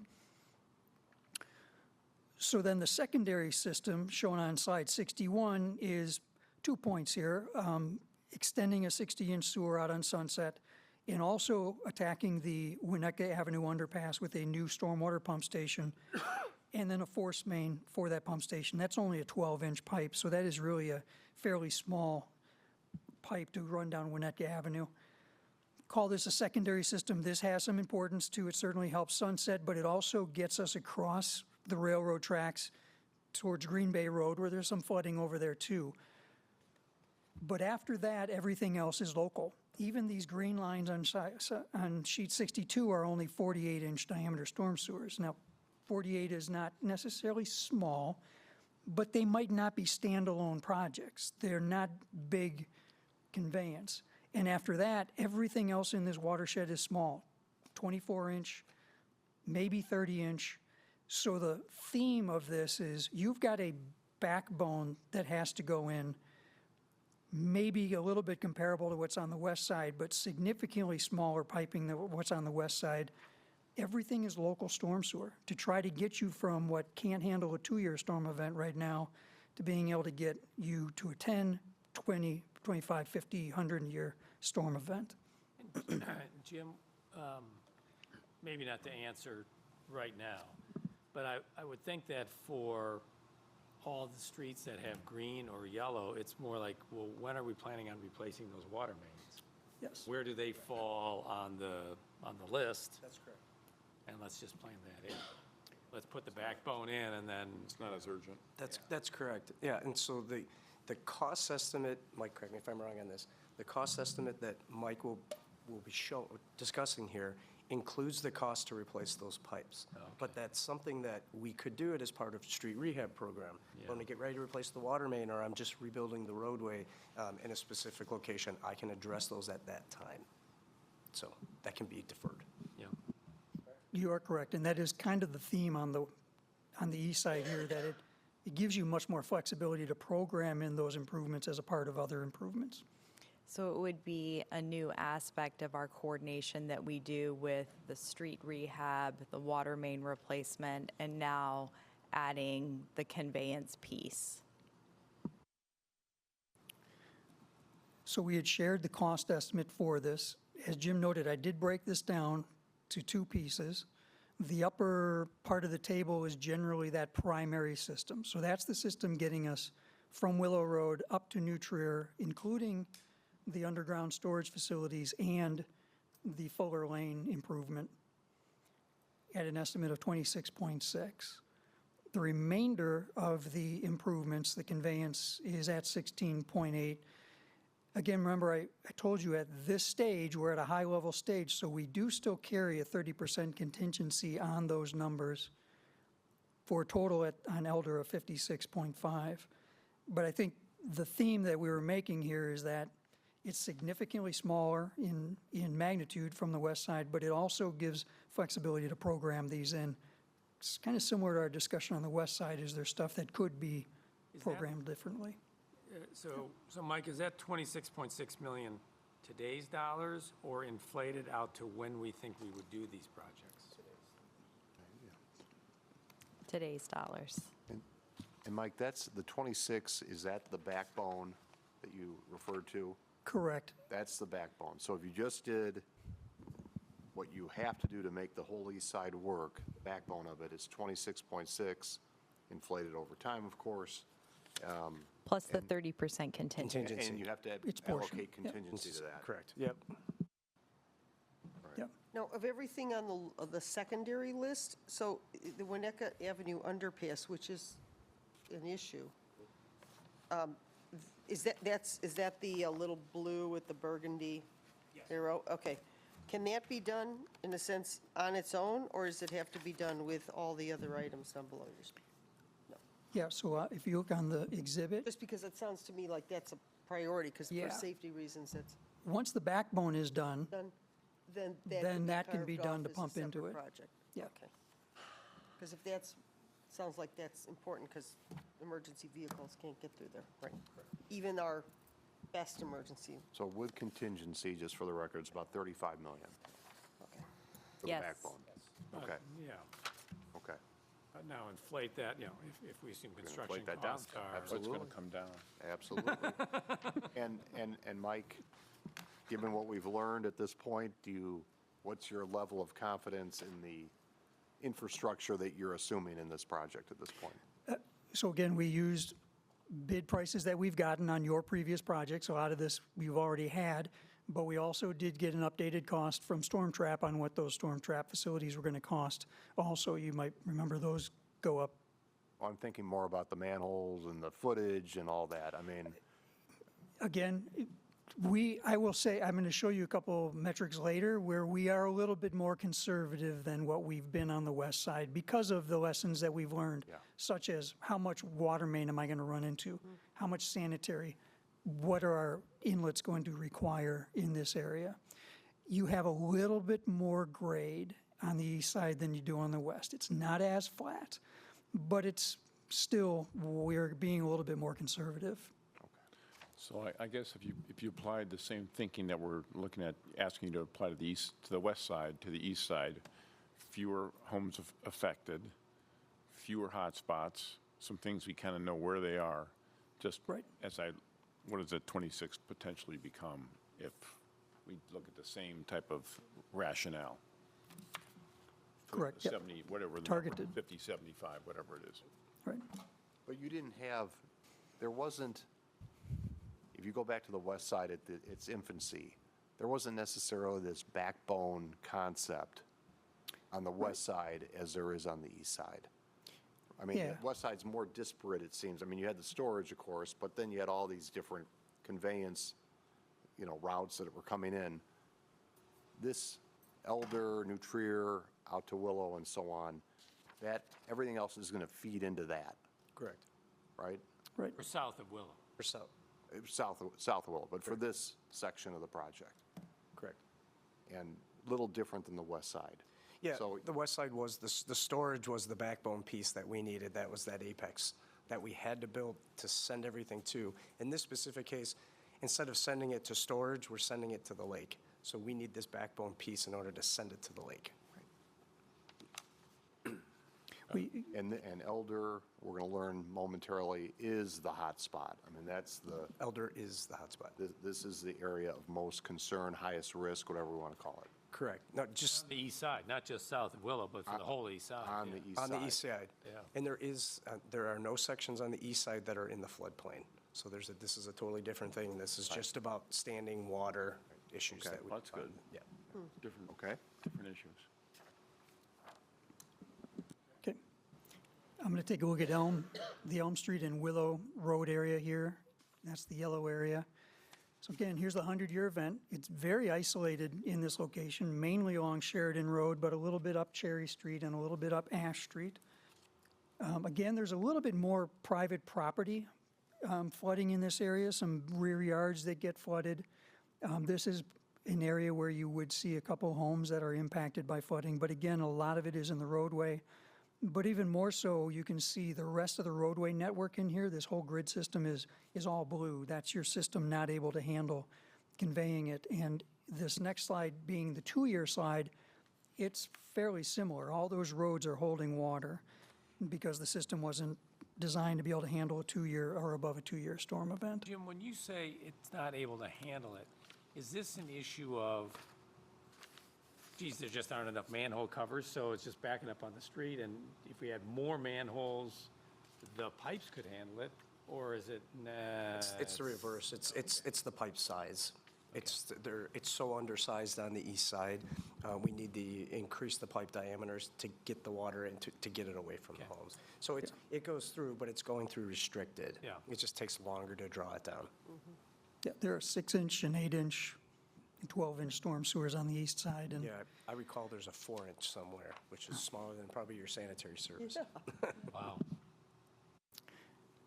so we had shared in January, there's actually two components to this. These are the larger diameter storm sewers proposed over here. The red is a 66-inch storm sewer that would divert some of the flow out of this watershed to the Willow Road outfall. So again, the improvement of increasing the size of the Willow Road outfall not only helps Elder, it also helps this watershed. The blues are a 54 and a 60-inch storm sewer. This is the South Sheridan, kind of a backbone system. And then there's a section north of Sheridan, that's a 54-inch storm sewer on Sheridan, and increasing the size of the existing Elm Street outfall to 66-inch. So again, similar to Elder, this is as big as it gets. They're not terribly large storm sewers. The rest of it, again, is some 48s and mostly local storm sewer in this area. And somebody had mentioned it earlier, what you get out of this is you're not having as great of an impact on the community, on the neighborhoods. And again, these projects, besides the blues and the reds, they're really not standalone projects. They are things that you would program along with street improvements, water main improvements, that kind of thing.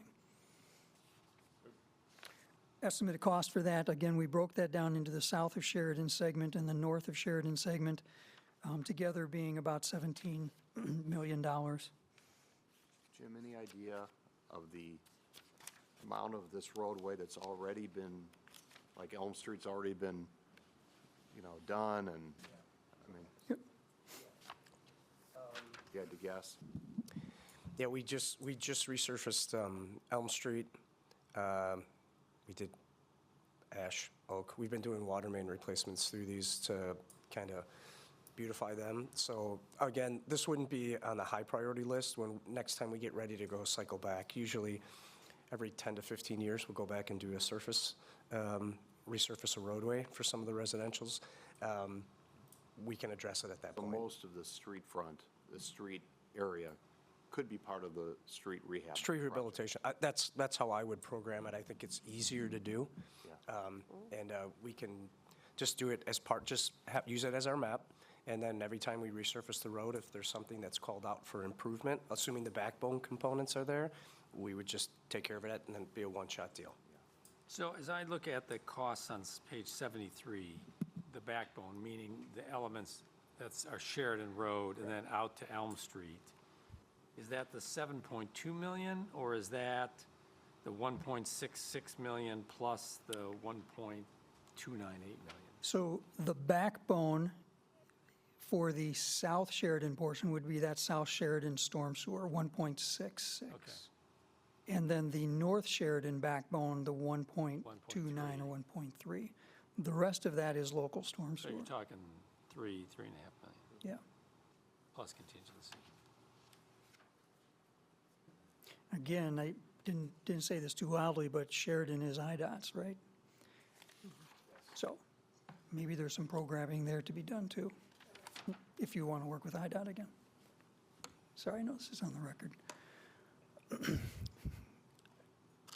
Next watershed is the Spruce Street area watershed, and certainly not as significant flooding in this area. Generally around Maple Park is where most of the flooding is at. But then again, you can see some of the local roadways in the neighborhoods are holding back. And slide 76 shows the 2-year storm event. So again, you've got some storm sewer system in there that can't handle the 2-year storm event. And the magnitude of the improvements in this area are significantly less. Slide 78 shows we've got a 66-inch storm sewer that is going to route some of this Spruce area down to the Elm Street outfall, which we are increasing the size of. And you remember, one of the goals here is, again, to try to relieve some of the flows that are going to your existing Spruce Street outfall. We're not looking to eliminate it completely, but with this, we can send most of the flow away from it. And the remainder of that blue is a 60-inch storm sewer, and then a smaller 48-inch is the green. And After that, the rest of this is local storm sewer again. And then, instead of giving you a cost, I'm going to jump straight to the Hubbard Woods, because you'll see on slide 81, you don't have a lot of property damage. You've got some roadway flooding. The biggest issue is on Sheridan Road. That's what we're really trying to go after. So there isn't a lot of improvement to be done here, and even the 2-year isn't a huge impact in the Hubbard Woods area, as shown on slide 82. And then slide 84 just shows you the minimal amount of improvements that are being done in the Hubbard Woods. So I included both Spruce Watershed and Hubbard Woods sub-watershed on the same table on sheet 85. And together, they're about 8.2 million.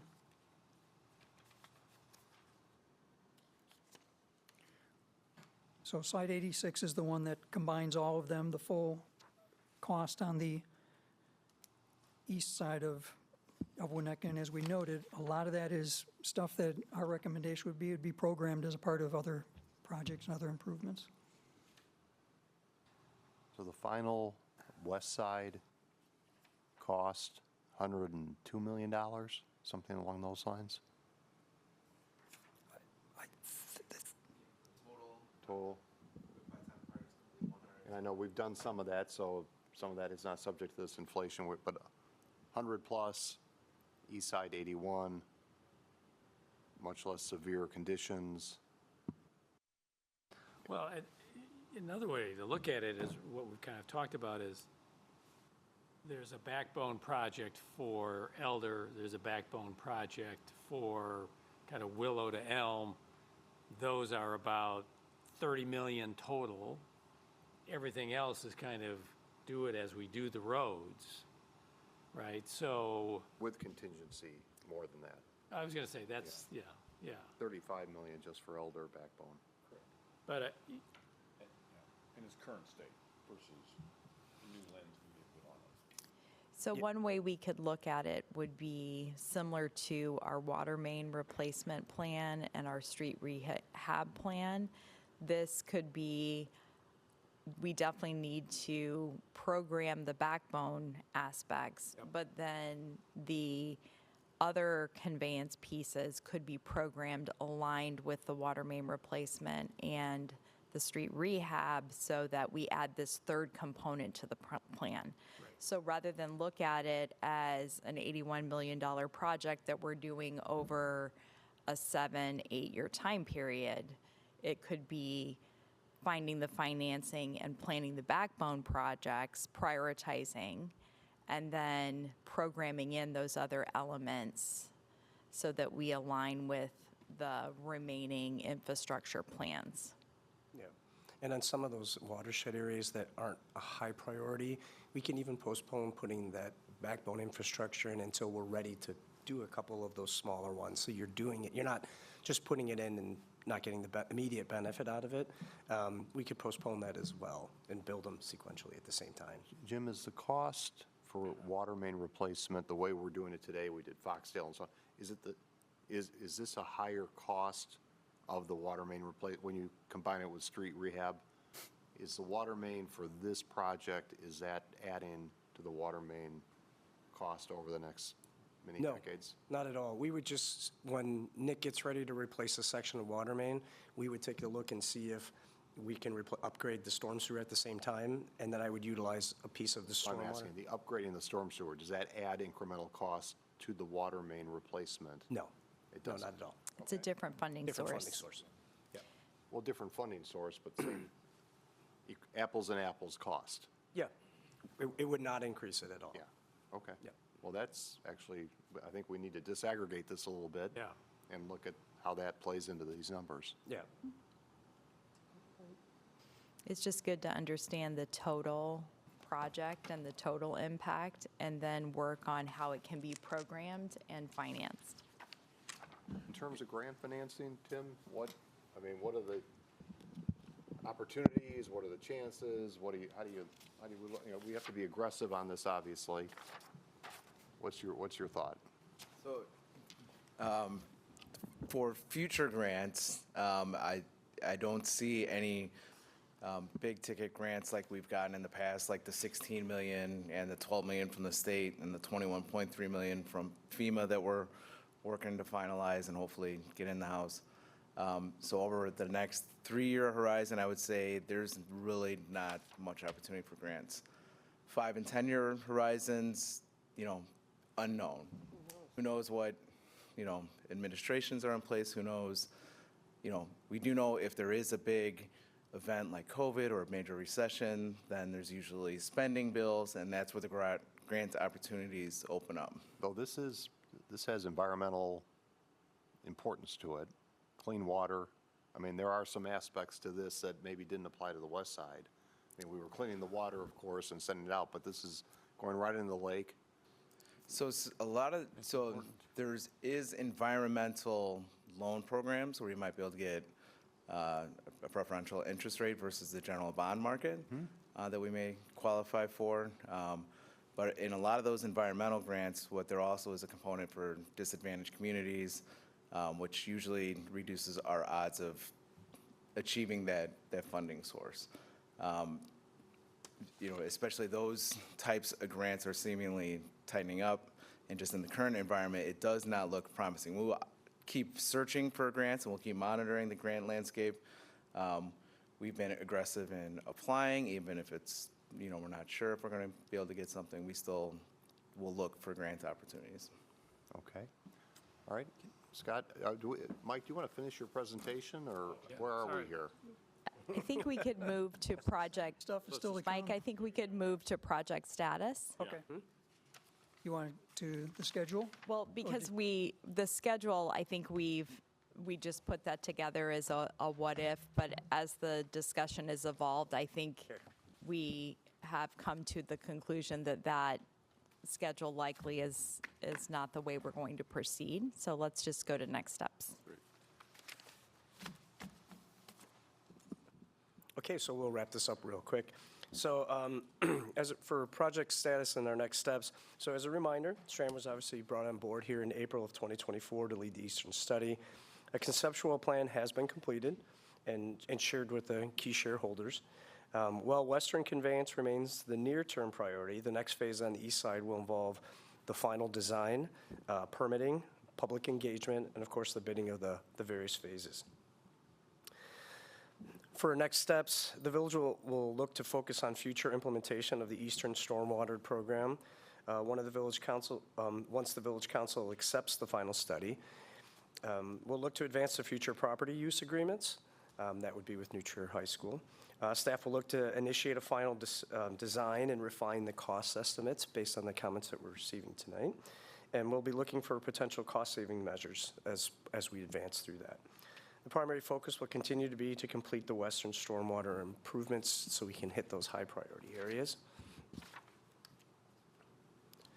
For the property agreements, as outlined, the preferred location for the underground storage is in the Elder Watershed area is the New Trier High School Eastern Campus.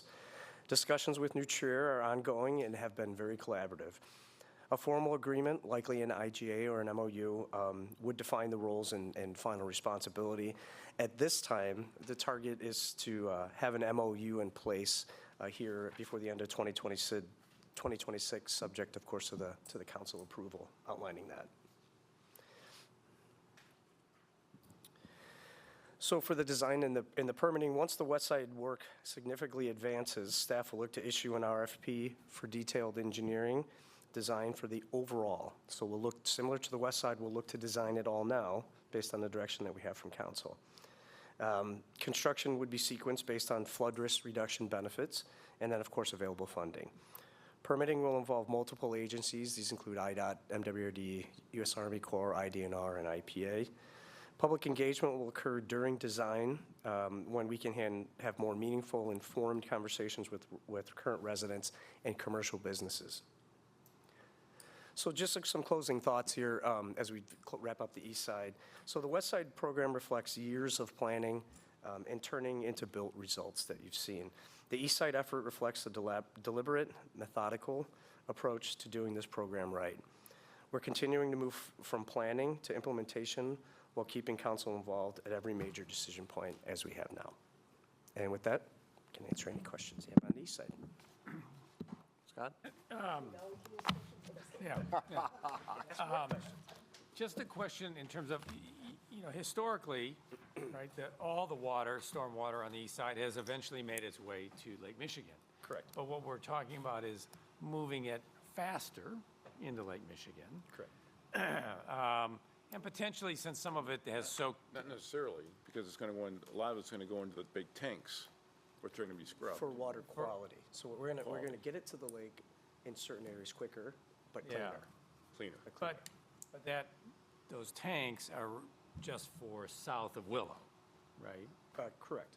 So I guess my only question is, do we have any concern, and have we put into the design anything that would manage the force of the flow of water going into Lake Michigan as part of the design?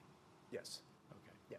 So energy dissipation, that would be part of requirements from the IEPA. Yeah. And the U.S. Army Corps and IDNR want to know That's how we're in- managing it. Yeah. That would just be, that's assumed as part of the cost. Jim, the one thing, and Chris and I have talked about this, deferring the public engagement, that kind of leaves me a little bit cold here. Sure. I mean, here we are, we've had a big discussion, we're kind of identifying that there are some financial challenges to this whole thing in the context of the whole village. Deferring engagement till the design phase, when would you expect the design phase?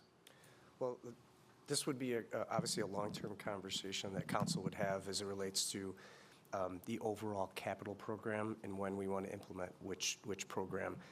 At whatever point we decide, we'd have to engage an engineer on board to start that design process. Because based on the preliminary thought was that we wouldn't really start that for at least another 5 years-ish on the design component from where we are now, that having in those open houses, if you recall, when we had them for the west side, we got into a lot of detail with all the residents, letting them know what the impact would be and how we would address it now. Our concern, and I think one thing we've learned from that and some of the other open houses that we have, is that if we do it too soon, people forget about the details that we discussed at those open houses. And so then I think it makes sense that we have another open house to refresh people on it. So we're doing it twice. So I think the thought was, not that we're trying to disengage the conversation, but keep it fresh so that when we have the conversation and we hear residential feedbacks, or if residents turn over, or if there's new commercial businesses or that change, we're working with current key players to hear their feedback, to hear their concerns, implement it, and then they would see a course of action take place shortly thereafter. So that was just the thought I process. hear what you're saying on that. It seems to me, just as a layman here, that if we can structure some kind of an agreement with New Trier, you know, and if there is ultimately a meeting of the minds around the group here, that the backbone on Elder is something that is a priority, and that involves New Trier, and we could get an agreement with New Trier, it would seem to me that we could start engaging the public. Sure. At that point. Sure. And, I mean, it's no mystery that everything is expensive and that we have a lot of priorities in this town, and we would just have to lay it out. Sure. And so again, if we have a meeting Are of the we minds. engaging the public on this? I mean, obviously, I'm always for that, but Well, I think there's been conversation about having an east side stormwater project Right. to alleviate some of the problems. And that has not really occurred since the west side has been going on. So I think it's a matter of we're engaging with New Trier. If we come up with some kind of a game plan, loose game plan, that I think we should talk to the public about it. The priorities would be the Elder Street area, Elder Lane area, you know, that we would incorporate some of the other parts of the project with the street rehabilitation, water main replacement, and that maybe we sketch out a little bit of a project here. We could, now our contract with Strand does already include that. So it's nothing new for Strand for us to engage the public. That's part of it. So we can do that. We can present the conceptual plans that we have now, the conceptual costs that we shared with you, and start to ask for some of the feedback on what people think about that concept design. We can absolutely do that. I view it more of a presentation, you know, but that's what I was going to say, a I presentation. don't know, you're saying, what's Because the feedback? Yeah. It's not what's like, the feedback and what will we do? not like Because streetscape. presenting, right.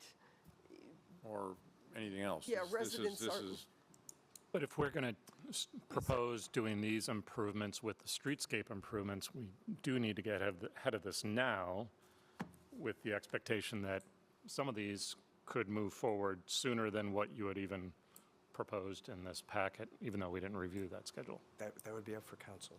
Or put it this way, we have a game plan for streetscape improvements in place.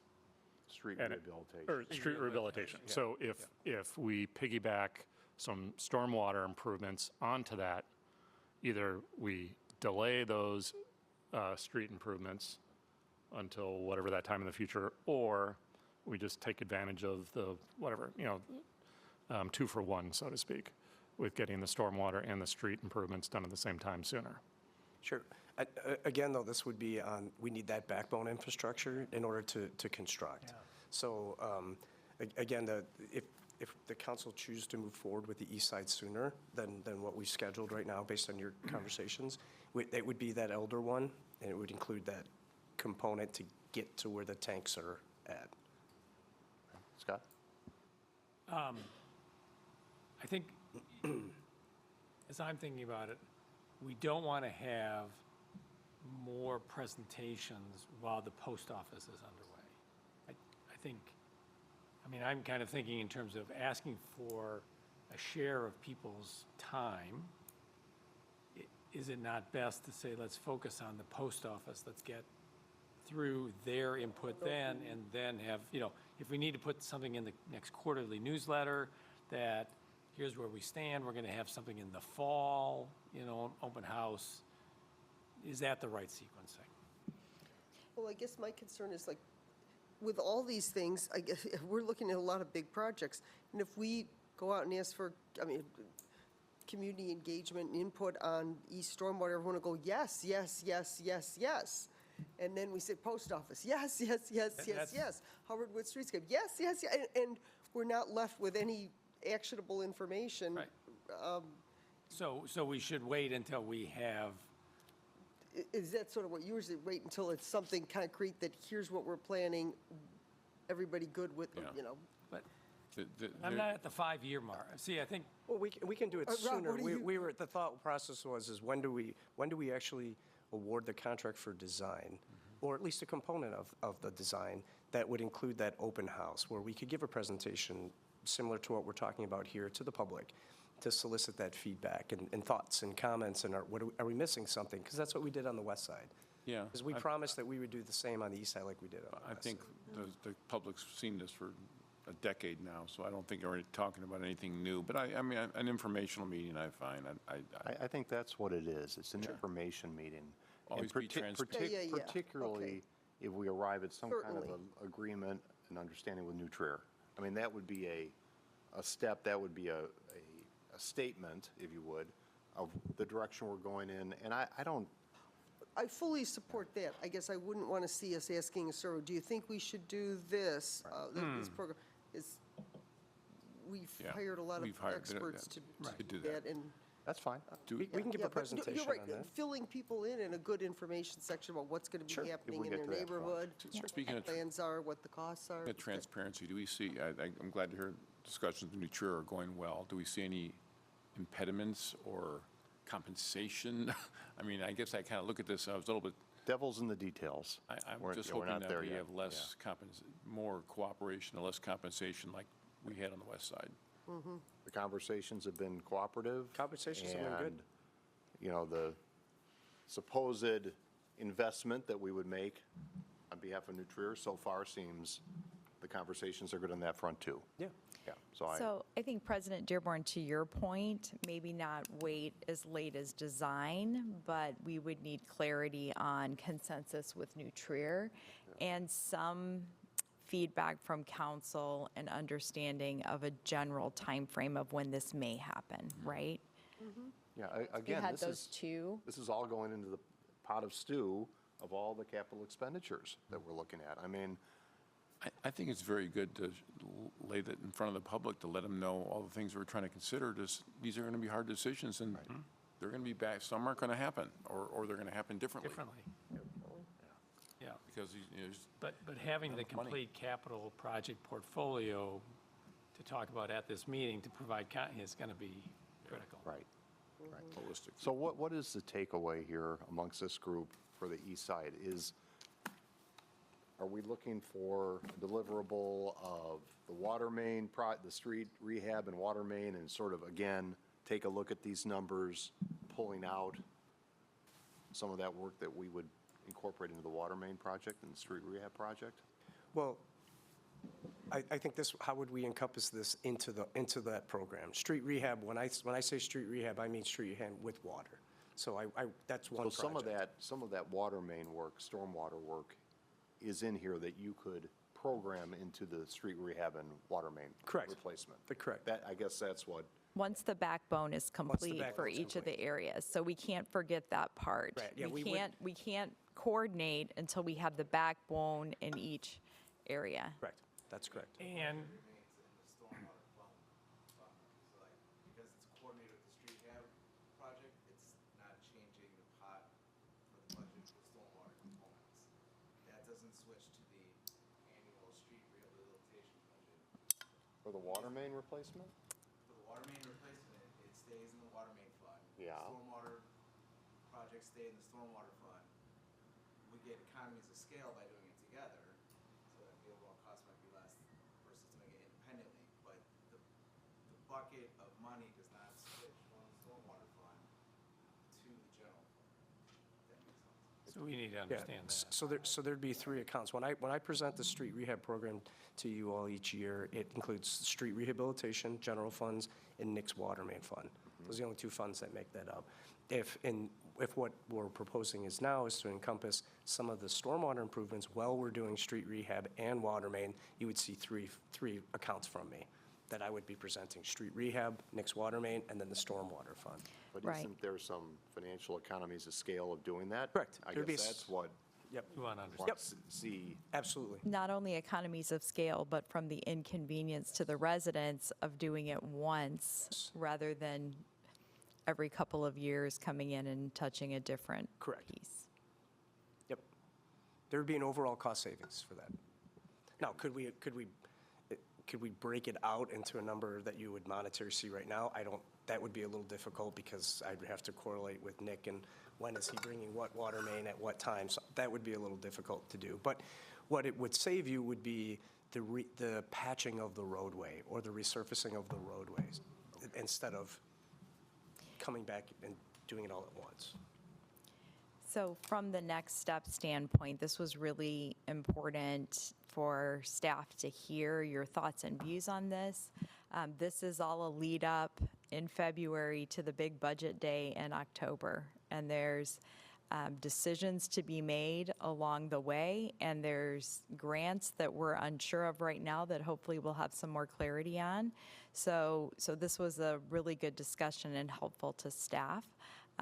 Next checkpoint is continued work on the big capital plan, which we'll be discussing in May.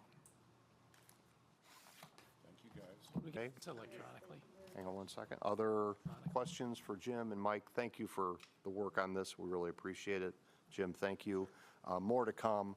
I think that, again, the capital planning initiative, again, it's getting more critical. We're going to be presenting that in a study session in May. We'll be in touching with council members along the way. And again, as Kristen said, it leads up to October. And we're expanding the horizon that we're looking at these capital projects, which I think is important. And there was a lot of really good information in the PowerPoint. So we'll upload that to the website and we'll route an electronic version to the trustees so you have a copy as well. Okay. Anything else? Any other questions? All right. Thank you, gentlemen. We do not have a closed session. Adjournment. May I have a motion to adjourn? So moved. Second. And that's a voice vote. All in favor? Aye. Any opposed? All right. We're adjourned. Thanks, everybody.